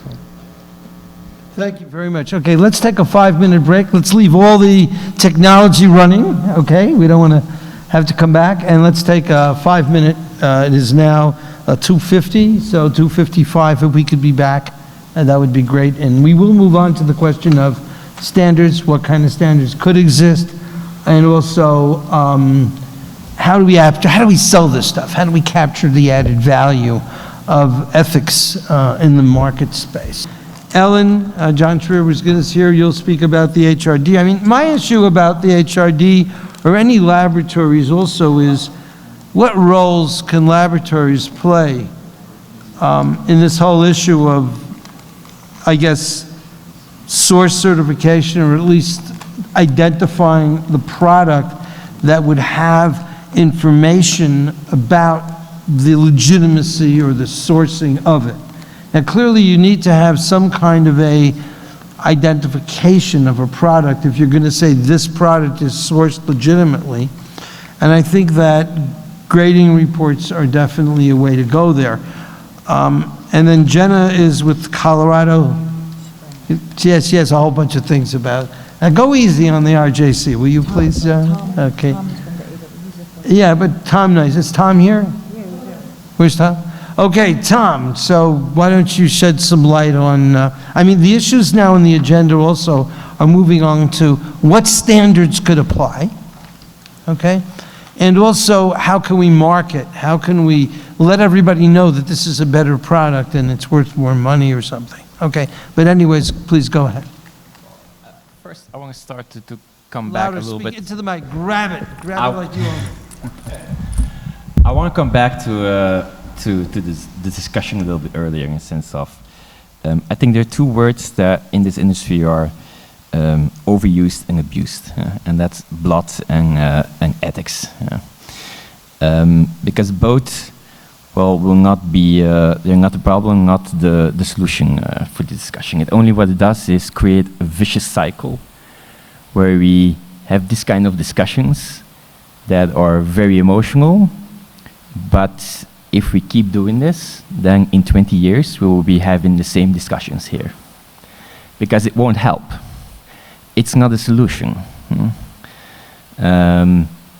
And that's why I totally agree with Ferial's intervention. I think it's an explanation from the WDC we were waiting for a very long time, but it's a very good one.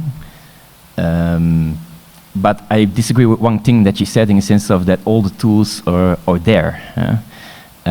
Because I don't think so. I think there's a missing link, certainly, and that is the consumer. Today, I think we have a lot of initiatives like RGC, you have the KP and so forth, but this doesn't flow over to the consumer. A consumer today, when he wants to buy a piece of jewelry, what does he really know about his diamond? It's exactly when you buy a Tesla and you ask someone, do you know the provenance of the battery of your car? There's not one Tesla owner who knows where his battery comes from. And that's something that we need to do. We need to get the consumer informed because he's the most powerful stakeholder in this whole game. If the consumer decides that he wants to go a different way, the industry will follow because like every industry, in every market, the consumer leads. And if the consumer leads, he wants to pay for it. And if he wants to pay for it, the industry is interested to gain more money from it. And that's how business works. You motivate and you incentivize people to do good business. So I think the consumer is the key in this whole debate. And having the focus on trade organizations is good. We certainly have to play our roles. But why don't we find the right tools, give the consumer the right tools to know where his diamond comes from, what it is, what does it mean? Because you can trace a diamond. You can say, oh, it comes from Zimbabwe. Well, what tells that to the customer? What does he really know then? Even then, you still do not have an answer on, is he buying a good diamond, yes or no? Because you're not convincing the consumer. If a few years ago, Elon Musk started with electric cars, everybody laughed him away, yeah? Honestly. A lot of people didn't believe in electric cars. Where are we today? The market is gigantically booming. Simply because of one thing, because the consumer got convinced by the idea that an electric car is the right decision to make. And we had governments who supported this decision and who fully went for that. This is the same sort of flow that we need to create in the diamond industry. Yeah. Instead of starting yelling blood diamond with everything and having, oh, ethics, ethics, ethics, that's very well, but what are ethics? What do they mean? What's the definition of it? What's the standard? That's a very difficult discussion. And I think the new generations behind me, I think I'm one of the youngest persons here around the table. For us, it's like a totally different ballgame. I think we're very confident in finding information, getting to know and making these right decisions. So trust the consumer, but give him the right tools. I think in the diamond industry, it's one of the exceptional industries where it still didn't happen.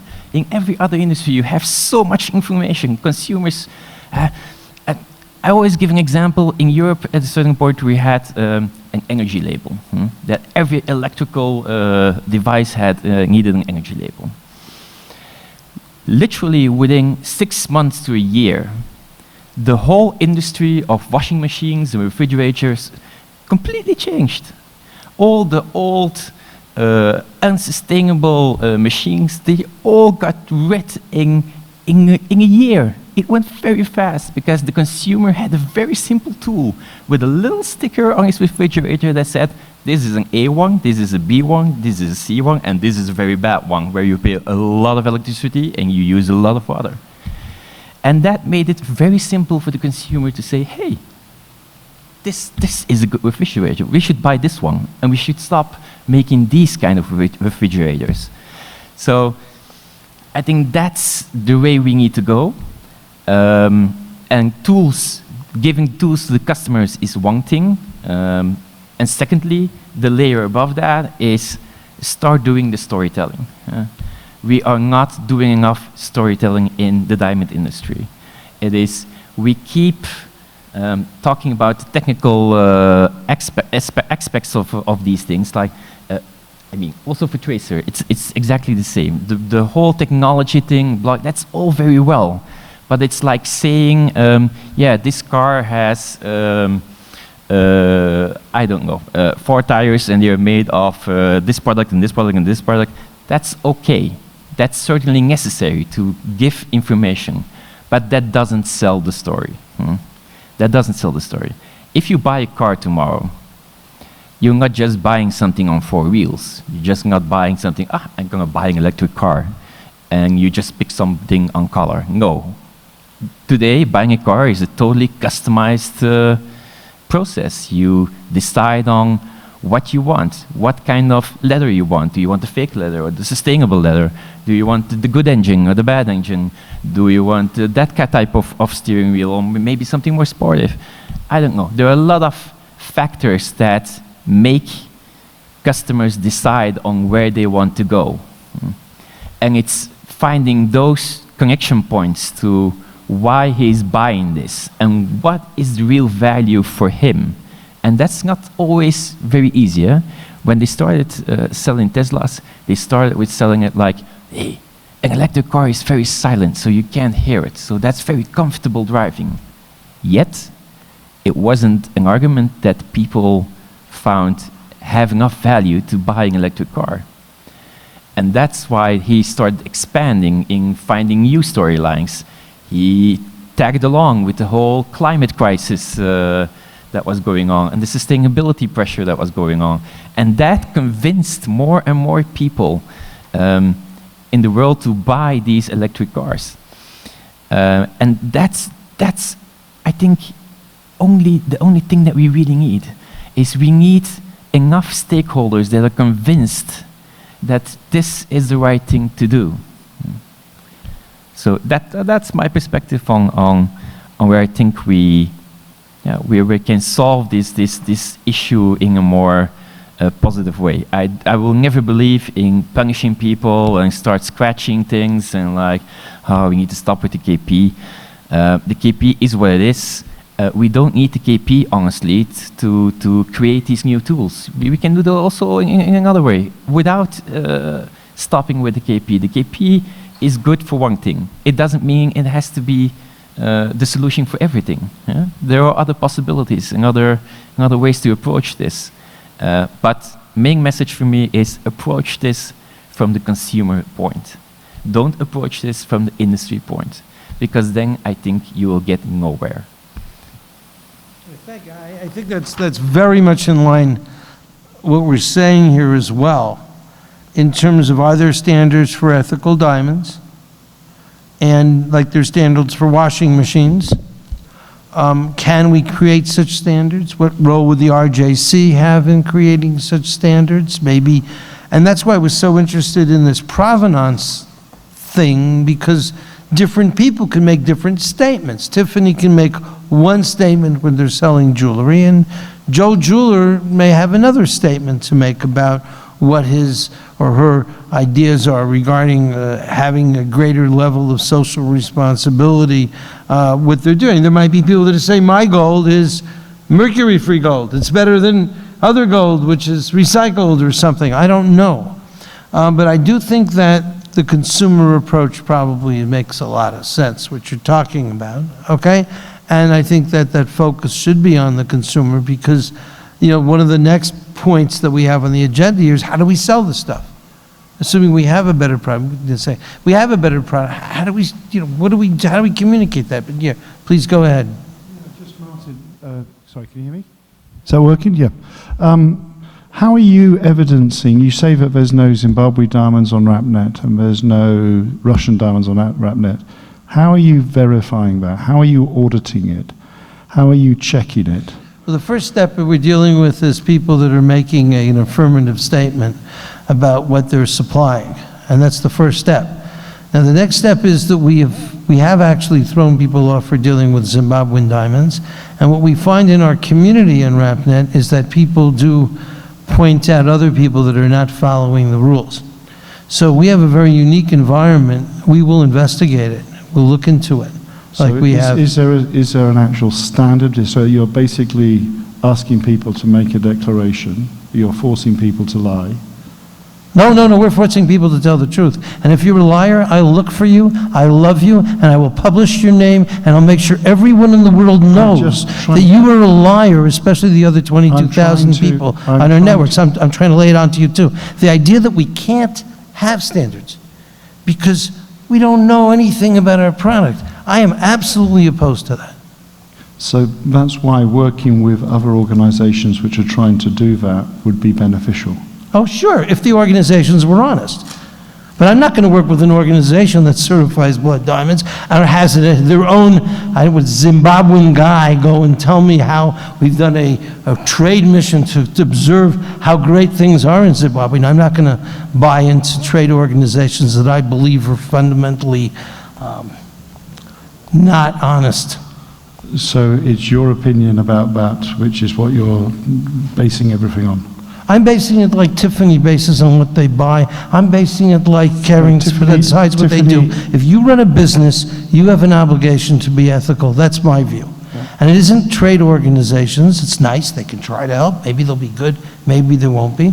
But I have an obligation, and you have an obligation if you're going to trade something. I'm trying to ask you for your process and your verification mechanism, because it's very good what you're trying to do, fantastic. Okay, I'm just trying to establish how you systematize it, process it, so that it can be transparent and it can be verified and it can be checked. Okay, so I can come in and I can go and do some random, see your audits, but you're making sure that there's no bad diamonds on your net. So I'm just asking, you know, you've ripped down everything else, and we're trying to work out what else So is there. this is how it works, okay? The first stage is a declarative statement by somebody. Put your neck in the noose. Say what you are doing. Whether you're using an ISO standard or another standard, you have to make a commitment as to what you're doing. The second thing is then we are now working to establish an auditing system to take a look at those people. We haven't put Green Star Diamonds in RapNet yet, but the second step is to audit, hopefully with RJC as well, if they have the capability, but frankly, I don't know that RJC has sufficient capability to audit the way we would want auditing. And the third thing is to name, shame, blame, and if possible, destroy the reputation of people who lie about ethical diamonds. Destroy them. Make sure no one in the world will ever want to deal with these people. Now, maybe there'll be other people in the world that'll say, fine, I like Russian, or I like Zimbabwean diamonds. I don't know. There's a lot of people that'll do a lot of things. My only point here is that there is a private sector which is responsible in some ways. They do things. And then there's the public sector. So thinking, you know, like I like the idea, for example, of provenance. If an RJC member was to sign a declaration that said, the diamonds that I am putting in RapNet are not source Russia, not just source Russia, it means they're not using the excuse of substantive transformation, fine.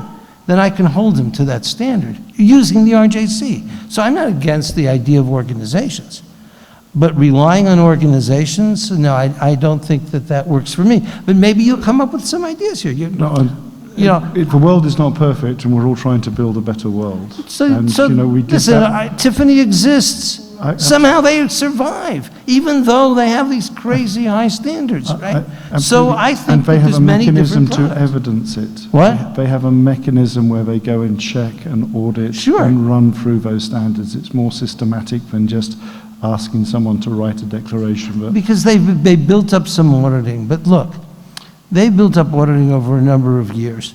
And they have 3 levels, by the way. At one level will they manufacture, the other level someone else manufactures it, but has no diamonds, that don't manufacture diamonds that come from any unknown source. And they have sources that they segregate the goods. But I think the RJC has done a pretty good description of how to do a chain of custody for gold. Yeah. So I'm thinking that there are things that we can and should do. I'm not here against everybody. But the bottom line is, how are we going to stop the trade in blood diamonds is one question. But now another question is these standards that we're talking about. And what I'd like to do is, look, Jenna, you here, Jenna?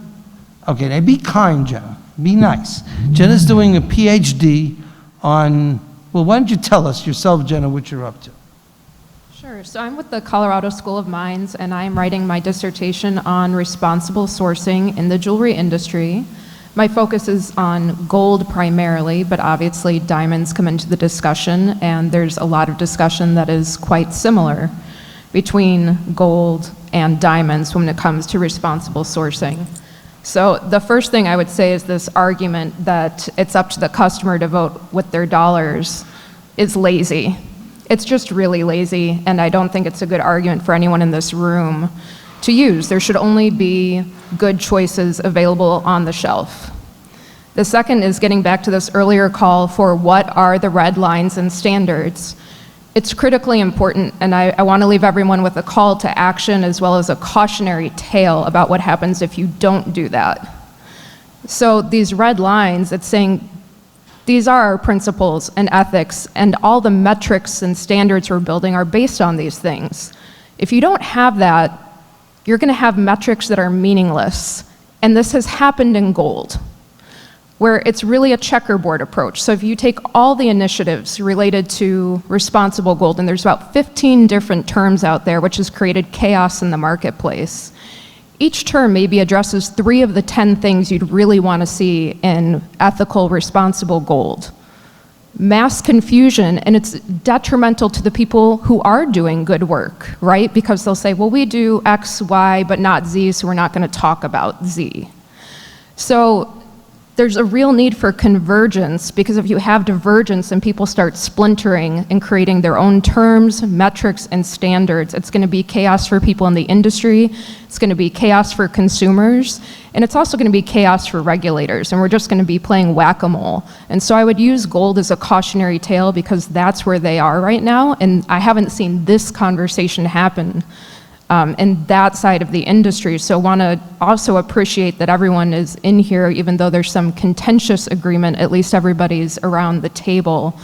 But I would just say this industry, while it's old, when it comes to responsible sourcing, it's still relatively young. So let's look to our elders in industry like CPG, like food. We're about 15 years behind where they are, and we can learn quite a bit from what those industries have gone through. There's no need for us to have to reinvent this whole process from scratch. There's a lot to be learned from those industries, and that might be a next step to consider, is bringing some of those leaders into the room, because I think they would have a lot of guidance and valuable insight for the folks around this table.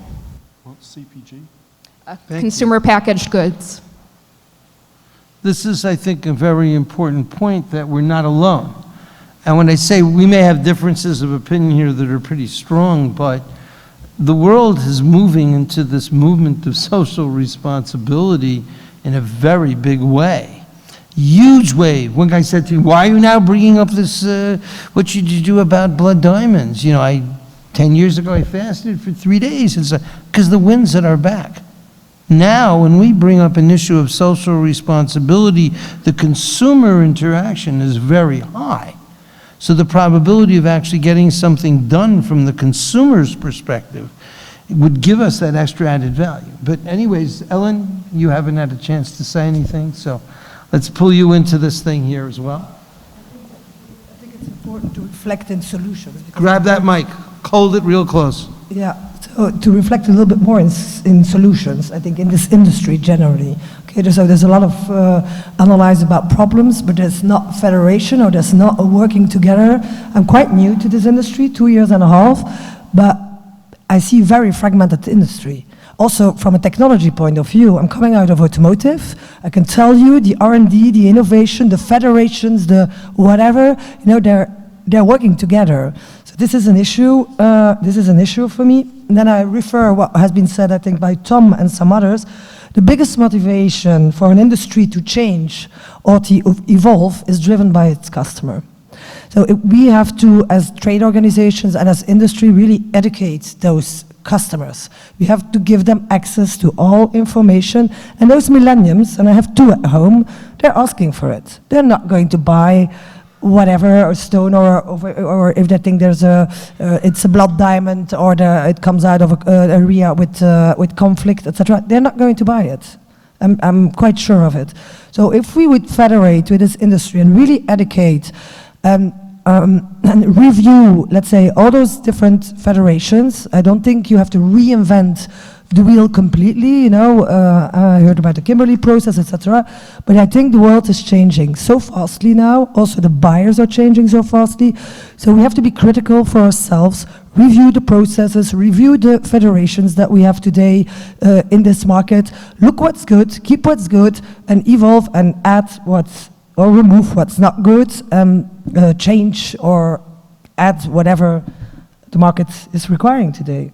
And this is a little bit my message. If we look down at HRD, okay, next to certification, we educate as well. Use us to do this. Use us to educate the market.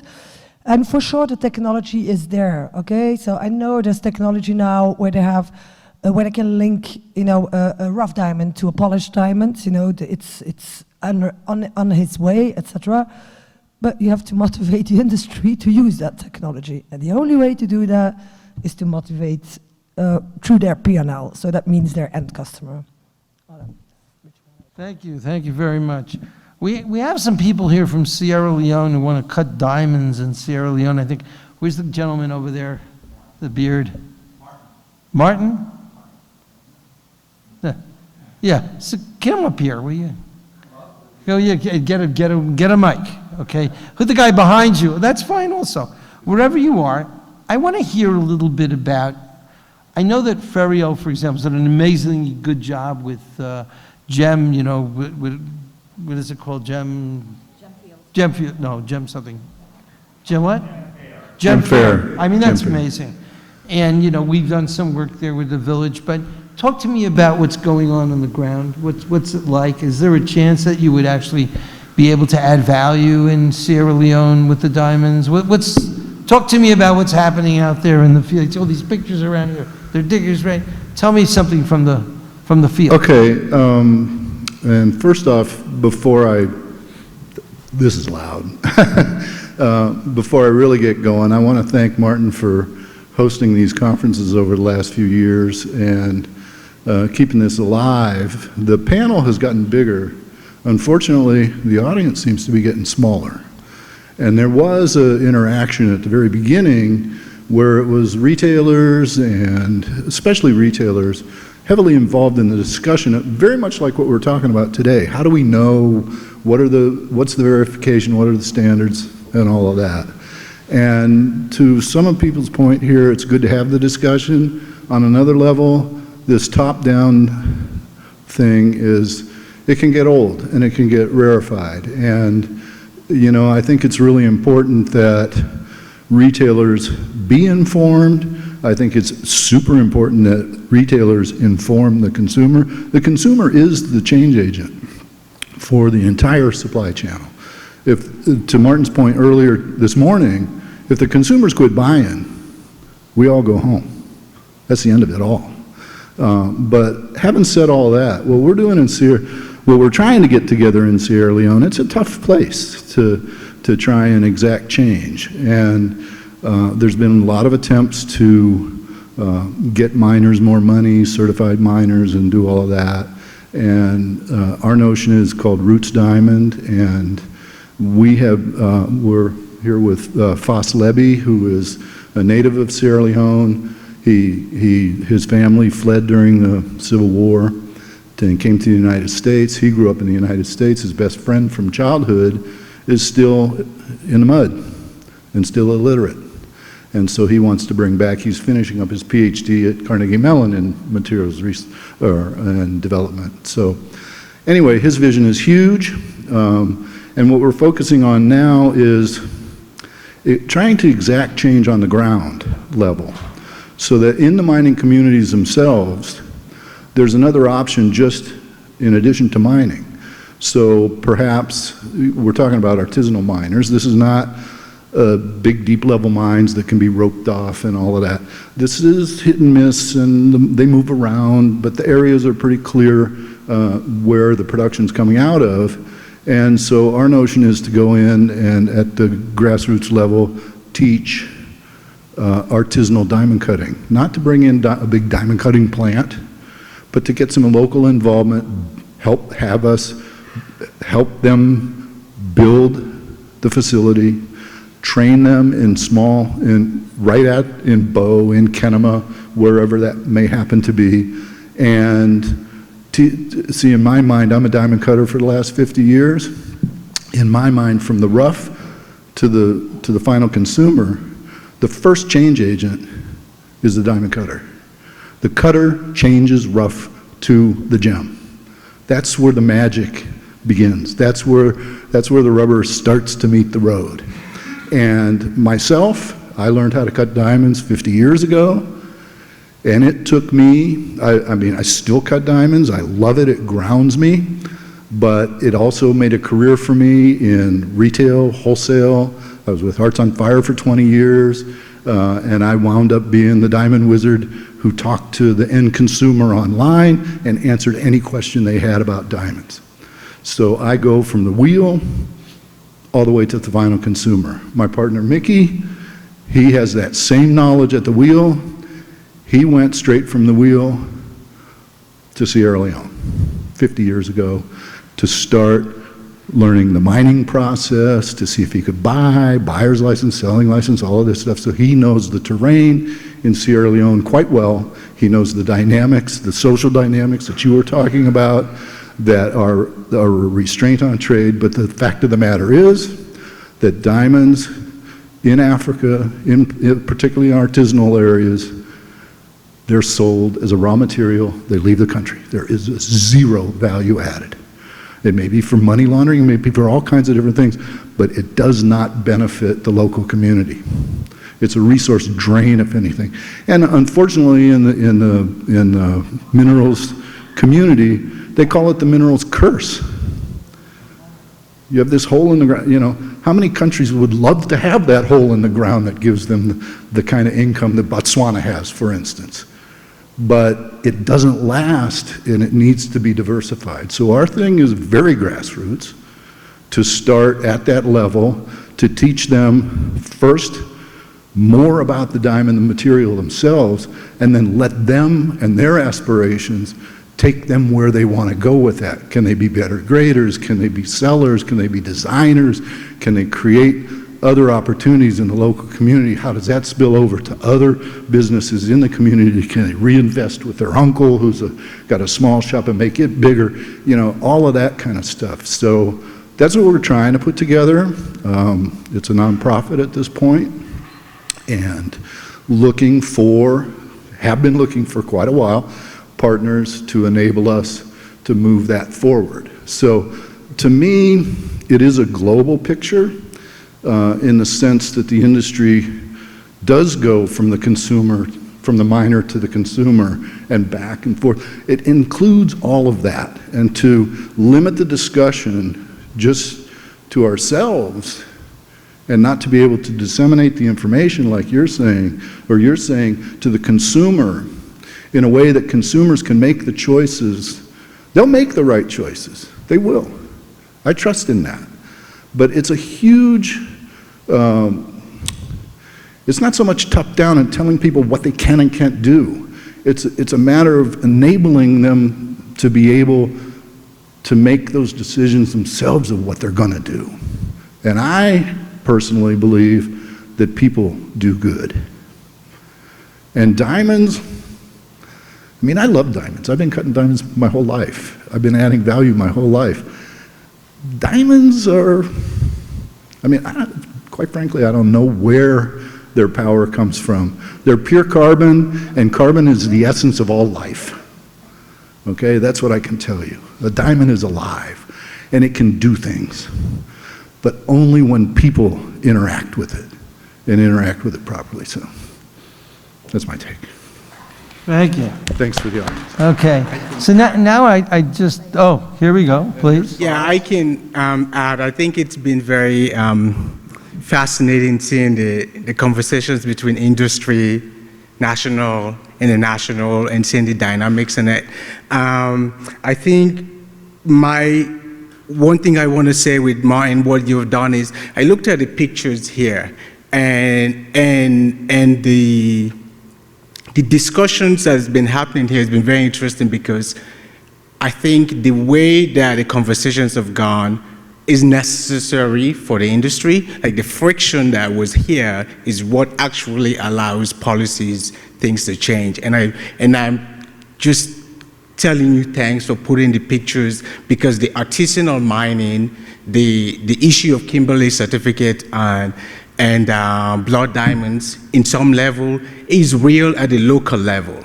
And when you interact, the interactions between people on a day-by-day and what's happening, it's bigger. Yes, it is a complex system. In fact, it's more of a wicked problem that changes its dynamics every day, every week. So you solve it going back and trying to renew solutions and so it's a continual iteration of the problem and redefining the problem so that you can redefine the solution on a weekly or monthly basis. One thing in terms of adding to what sorry about it. What was your name again? Jenna commented was something interesting about this idea of coordinating, understanding the partnerships that are stakeholders, conflict of interest, but also understanding the partnerships that are needed. The idea of scaling deep, scaling wide, and scaling up in terms of, we can probably use it as auditing deep, auditing wide, and auditing up. And I think that brings everyone into the conversation, wherein that there is a form of alliance that allows us to really start really tackling this complex systems issue that involves national geopolitics, governments. That's a whole nother issue about leaders in the natural resource space.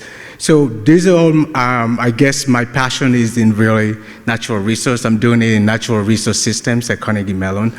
And my goal in Sierra Leone is to, when you look back at the historical pedagogy of Sierra Leone, understand that in fact, there was a time when the diamonds actually impacted the people, and that the industries invested in the human capital.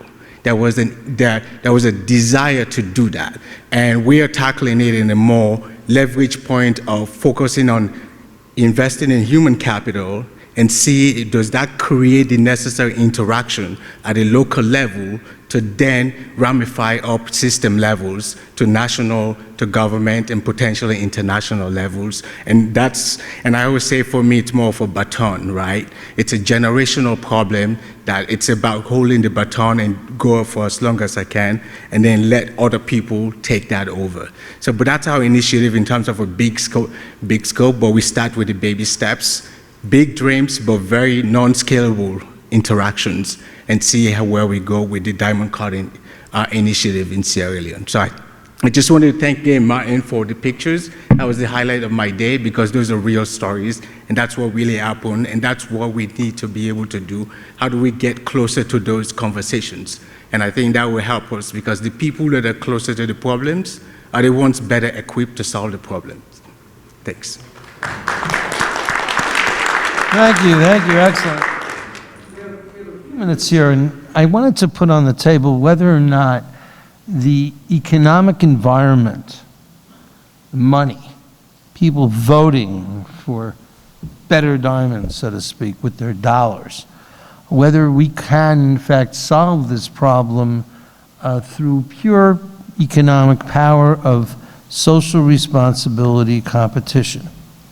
Let's just say everybody only buys diamonds from Tiffany tomorrow. That's it.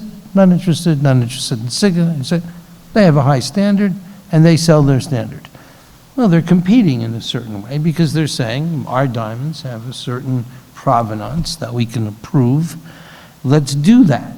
And so other people are going to come up and say, well, I have to be able to also offer diamonds with a good level of knowledge or whatever. Someone might come across with mercury-free gold.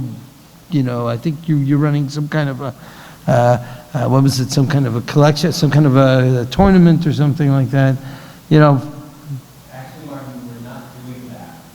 Oh. Thank you. So, no, we began having a proposal to the industry, let's raise $1 million as a challenge prize to see who can come up with really tractable approaches to mining without mercury. They're really effective and scalable, but we saw that the industry was not ready for that. The industry was needing to have kind of more of a direct relationship to how is this impacting us, how is it impacting the customer. So no, we're just now building our 3 prongs with a work on the ground with the assessment and the engineering, and also in the community, and then a supply chain. So no, not quite the same as that. But there are other organizations, I don't know who it is offhand, that are in fact saying we have a superior product, bring in the designers, and let's make a contest or a something that makes it better. And my point here is, what are our options? Okay, I'll conventional, say I can't handle the KP and all that, but okay, where are we going? What can we do to encourage a greater marketing or a greater perception among consumers as to the advantages of diamonds that come from known sources? Because I believe that's happening now already in many other industries, the timber industry, the fisheries industry. I mean, that's all happening. But what can we do? And that's maybe to you, David, maybe it's to you also, Ronnie. What can we do to enhance the value of diamonds based on a certain level of social responsibility? In my view, it may be a little different. It is organizational. It's just people competing with each other, the way they did for triple X's. Yeah, it's business. So I'm thinking maybe if it's business, people pay more, then people are going to want to make products that people will pay more money for, like triple X's, and the business will start to correct itself. You know, it'll start to do more and better social responsibility for jewelry if they can market it, if they can sell it, and then I think that we'll get on the slippery slope of legitimacy. We'll get on the slippery slope of, you know, better, more ethical stuff. But what do you think of that competitive kind of an environment? So we all know that the consumer has the largest inventory in diamonds out there, right? Oh, You yeah. yourself buy back, and we all buy back. Sure. Where does that play in all of this then? So if you're talking about, and again, you're using the term ethical and sourcing through this. Sure. You're not going to be able to say exactly that this diamond came from Sierra Leone, or this diamond came from, you know, anyway. So that in one hand is an issue. Also, and I present to you, and you know that I was involved with Canada way early on in part of their standards in Yellowknife, and we had a Canadian product, which is now being offered by another gentleman, but was part of with the government. We actually had the polar bear, right? Well, interestingly enough, you're going to have all walks of life. So you're going to have those that want the brand, whatever that brand may be, and they'll pay the additional funds for the brand. You're also going to have those that want the generic brand, that don't want to pay it, because there are those out there that believe that when it comes to a cut of a diamond, and if we take a round or a marquee or a fancy, a diamond is a diamond by any other name as long as it's sourced properly and made properly today, as you mentioned with, you know, having triple X's. And that is where I think, you know, the consumer today, I believe, educates themselves a lot more because of online presence on what the cut of a diamond is, and, you know, may ask, and we do know that in my heart, know that this industry works very hard to work for the future. Because if you look at the last 18 inches and you look at those that are coming and buying, they trust the store that they're buying in. That's where the trust is, or the person that they're buying from. A lot of times they don't want to have to ask the question. They want the question should be answered for them already. But as an industry, we need to be prepared to answer those questions when they're in front of us, and we need to be forward about it. So do I think that, yeah, eventually the source will be there, and, you know, you can say this, whether we're using blockchain, and as you mentioned, Tracer, or any others, Everledger, anybody else out there, that's going to be the sourcing, and that is going to be your higher standard? Possibly. But I know we're all working towards that. It's not going to happen overnight, we know that, but we certainly are working towards it. So let's hope, you know, I do think that there are those out there that will pay more. There are also those out there that won't pay more. But we want to keep those that won't pay more, and we want to keep them involved in our product for a lot of different reasons. I love the comment that, I forget who said it now, about having to be more out there about what diamonds do. I totally agree with that we're not enough. And I think we should be, you know, maybe more on the air and advertising about these things. So that I agree. And, you know, to borrow the term from, you know, diamonds do good. Yes, they do. They do good in a lot of areas for a lot of people. Yeah, I think that marketing of diamonds do good is great, but I think we also have to start differentiating the products. And what I'm thinking is that, you know, society will get the level of ethics it's willing to pay for, no more, no less. So, for example, you can go to Starbucks right here and you can get a cup of coffee that's recycled, or whatever they call it, was it fair trade coffee? You can actually, right here, right down the thing here. Some people buy it, some people don't. So I don't know that we can set standards as easily as we might think. I mean, child labor, Sierra Leone, may not be as much as a problem in other places today. And I wasn't meaning to knock Sierra Leone at all, Ferriol. I was talking about CAR, though. The Wagner Group specifically, and a number of women raped specifically. If you want, I can give you all the data. I'm sure you have it. But my point is something else. If we can start to have good products, and I know we can't make every product the same, but if we can start to have good products, it'll answer the question for those consumers who are focusing on the social responsibility aspect, and it'll also create a halo effect. And I think that that is probably the next step forward. So you have a Tiffany doing something which is interesting. You have now, I think, an interaction with the RJC from Kering or from other companies now that because of what's happened in Russia, there's a greater interest and understanding of where is this diamond coming from, especially for the United States market, which is the primary market. And so I think that if we figure out ways to allow for, maybe with this RJC approach, this proper disclosure of what you're selling being held accountable. So if an RJC member would make a statement, that would be more valuable maybe than someone just making a statement out of nowhere, because they would then be subject to provenance auditing, okay? And what I find is that while people don't necessarily tell you the whole truth and nothing but the truth, they are very hesitant to actually make the statement, you know? A lot of people, they're kind of honest, but they're happy not to tell you everything, but if you force them, they're not going to want to lie. And I think there's a lot of really good people in the diamond supply chain that they're not going to tell you, you know, oh, the stone's got a really bad imperfection on the side. They're not going to tell you that, but they will be honest if you force them to make a statement.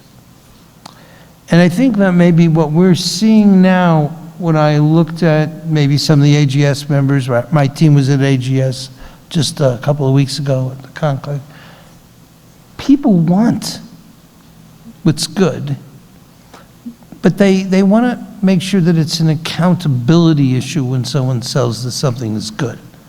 And if we kind of bring this whole story, you know, it's the end already, it's 3:43, whatever, maybe that's a tremendous role for trade organizations as well, to be able to validate or verify or audit or make sure that when people say something, you don't have to say, there's a diamond, I don't know where it came from, Russia, I don't know, it's a diamond. This is a diamond that came from a De Beers mine that was cut in a factory that is an RJC audited factory in Mumbai, or whatever the story might be. That, I think, is the next level of proactive statements that do get audited, okay? And then that's going to create an opportunity for people who want to buy those products.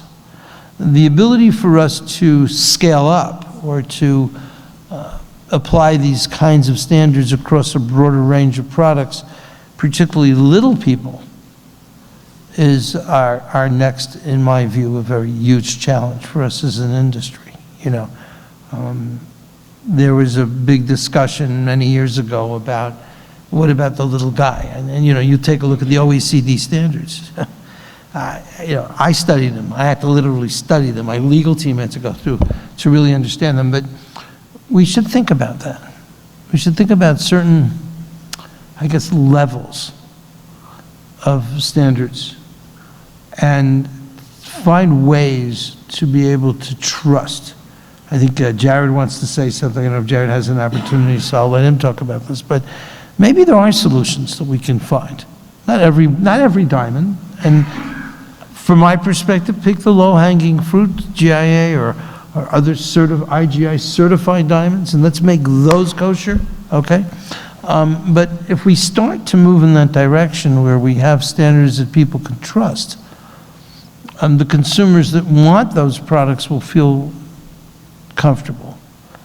And that'll go. Because, you know, when I look at the high-end brands like Tiffany or Kering or whatever, it's not our bread and butter membership. You know what I'm saying? So we have to figure out how to bring them into this, you know, better opportunity, added value, maybe scenario, I think, anyways. But Jared, you want to say something? I saw that we didn't include you at all, so Please, go ahead. Thank you. You know, as a diamond board, right,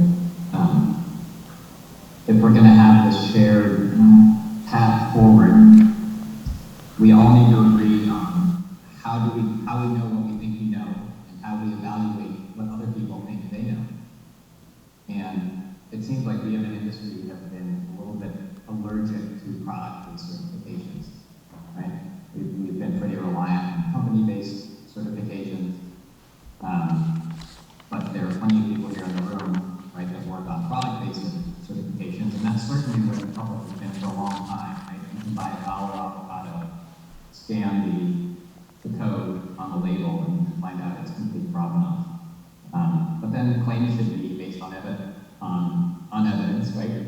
And as someone else noted, you know, we're never going to agree on definitions of the term morality, sustainability, what's ethical or not. But what we can do is provide customers with really clear evidence-based information, evidence-based claims, and then let them decide. You know, that being said, we also don't want to use that as a cudgel against, like, maybe, you know, less resourced communities like ASM communities that might not have access to, you know, six-figure scanning machines, etc. But one place, we're never going to agree on what ethical and sustainable means. One thing we do need to agree on, which of course Ariel is working on with CIPJO as well, is on shared definitions of key terms, right? One of the reasons we're here today is because the Kimberly process redefined the term conflict for a very narrow specific use, and that put us into a real bind when it got used more generally in the public, right? That's partially why we're here. So how do we, is it through trade organizations, is it through, how do we agree on term use so that we can be, so that consumers can make clearer decisions based on the products we offer? Maybe we can, thank you, maybe we can look at other industries as well. I'm sorry. But thank you.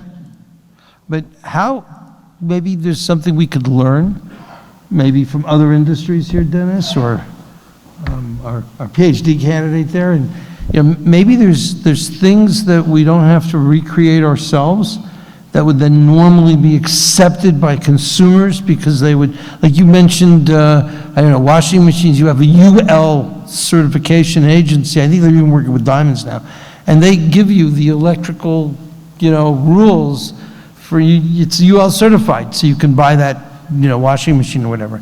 But maybe there's something that we can talk to, and also, could you make sure, Leah, you check if there's anybody in the audience on the outside world that is trying to get in and raise a question, but please, maybe you can speak about that, you know, maybe Jenna, maybe you can speak here. What can we learn from other industries? Yeah, I can jump in here and give one very clear example. One, the answer is a lot, too much to cover, and the time we have left, I would encourage this group again, let's invite some leaders from especially food and CPG the next time this group gathers to get into the weeds on this.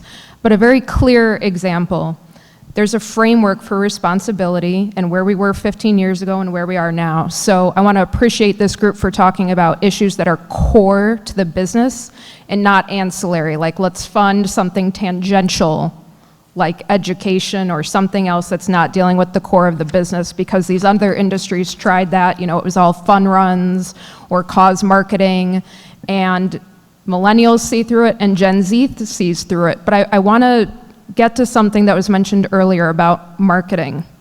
So after Conclave, I collected all the slides from diamond industry people talking about responsibility, and I gave a lecture that last day of Conclave. I flew back to Colorado, and there's a course on corporate social responsibility, and I gave the lecture full of Gen Z people. And I showed them a lot of the slides and materials, including a lovely video that had been launched at Conclave about the power of diamonds to do great things in communities. And I asked the students, what's your reaction? What do you think about this? And they said, it makes me never want to buy a diamond. And I said, why is that? And they said, because they showed a photo of the Diavik mine in Canada spliced next to photos of miners in Africa. And I know that diamond mine is in Canada. So you cannot fool these Gen Z kids. And I said, have you been there? And they said, I took a photo and you can do a Google image search in 2 seconds. In 2 seconds, I can tell you that this is all artificial. So if you think you're gonna pull one over on Gen Z, maybe millennials, we're still not that savvy, but Gen Z, you're in their crosshairs, whether you wanna think so or not. This is a really savvy group coming up. And so I would just, again, to speak for a group that's not represented, they're not convinced that they need diamonds. And if these things aren't addressed, we're gonna lose this next generation. So what should we do? Let's learn from other industries who have cracked the code and have tapped into Gen Z, because they're still buying consumer packaged goods that aren't needs, that are luxuries. Other people have figured this out. Let's learn from them. Good. Please. I really like, and I think a couple of us are sort of bringing in the consumer lens, the people that create value in the industry, and the Gen Zs and the millennials. And my sort of reflection on, we've been here 3 hours, and we spend a lot of time talking about conflict. A lot of time talking about, to be fair, you used the word conflict, we were talking about blood diamonds. A lot of negativity. And if you think about the existential crisis the diamond industry is going through, the Gen Zs and the millennials, they don't care. They're not interested in diamonds. It's not the boomer generation anymore. And we spend so much time talking about conflict and a lot of time attacking the foundational elements of the industry. But what about sustainability? What about all of these other things that they care about? And provenance is a piece of it, but if you clicked your fingers and we had perfect provenance in the entire industry, what would we actually be surfacing to the consumers?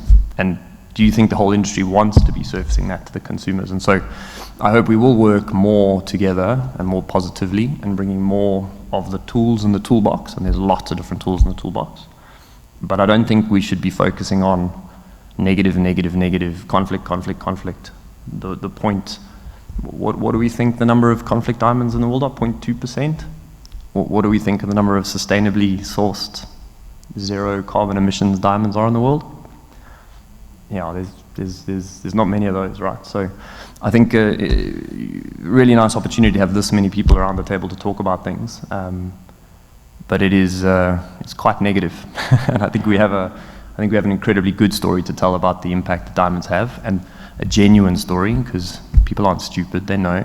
And you don't have to put the Canadian mine next to because you can tell a Zhuaneng story, or you can tell a Karawe mine story, and they'll see it. So just as a reflection, it would be good. Grateful to be here, but nice to have maybe a bit more upbeat conversation next time. I've got a 3-minute video maybe we can close with that's positive, okay?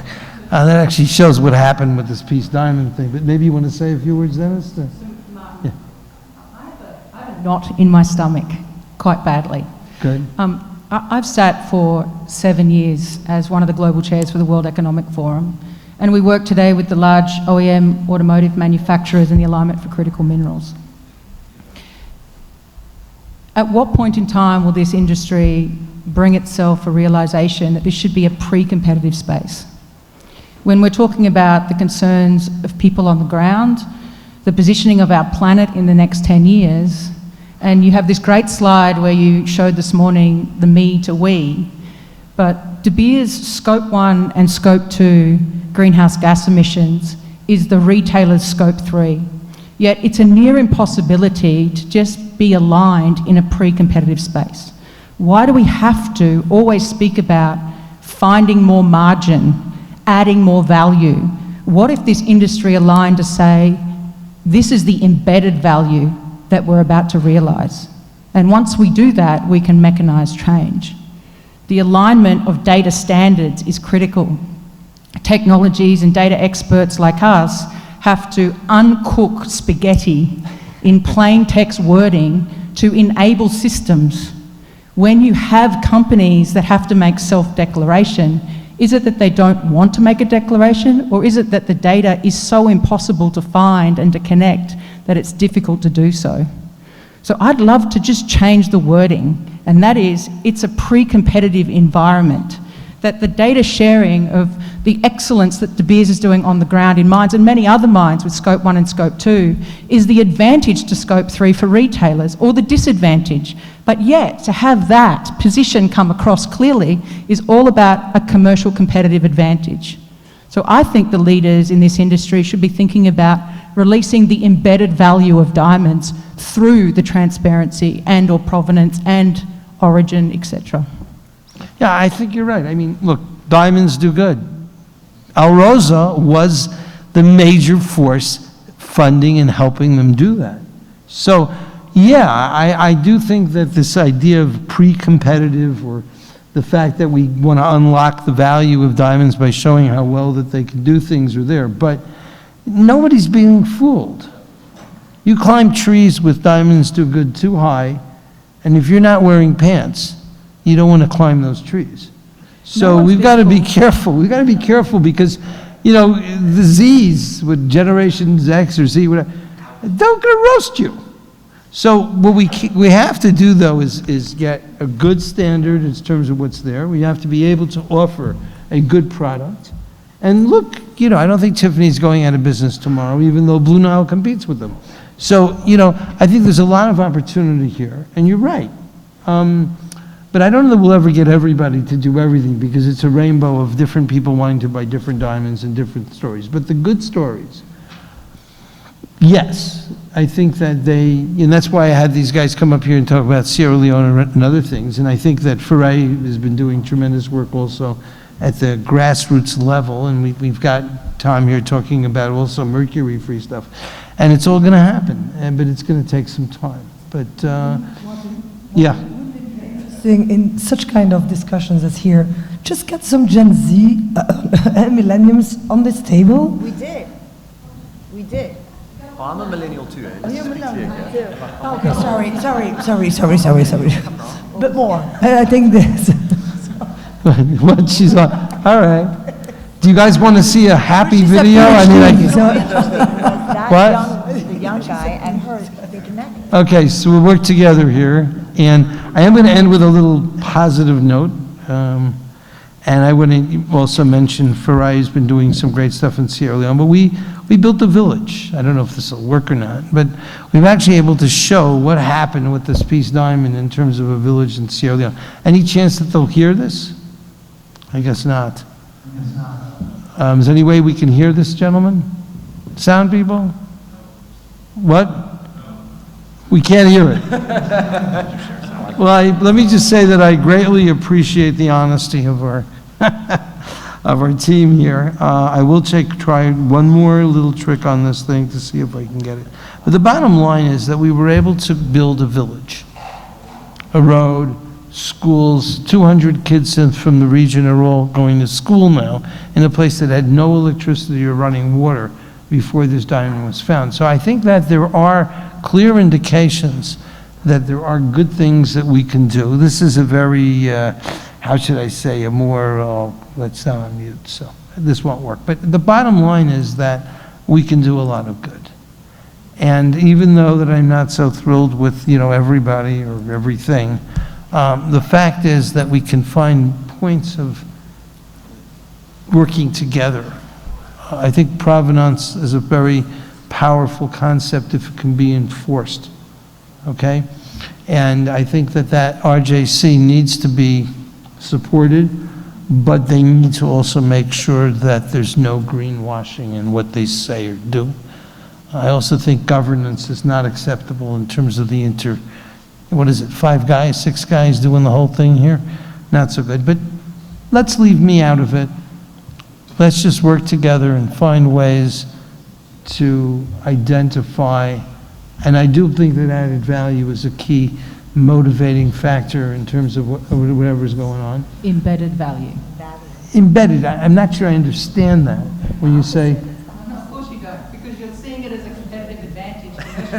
Yeah. That's the whole point. The Right. point is you're still seeing it as more margin, greater waste. It's embedded value. That is lifting the standard. That's why you don't get it. So how would you suggest we go about getting people to agree on embedded value if they can go and bribe a minister and give him $5 million and make $50 million?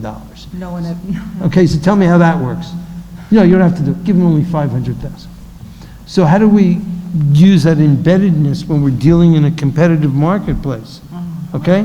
Where there are all kinds of weird stuff happening. Any ideas? Yeah. Not for today, Martin. Yeah, not for today. Anyways, thank you all very much. I appreciate everybody taking it. Thank you, Faray. Thank you, David. Thank you, Jared. Thank you, all the people online there.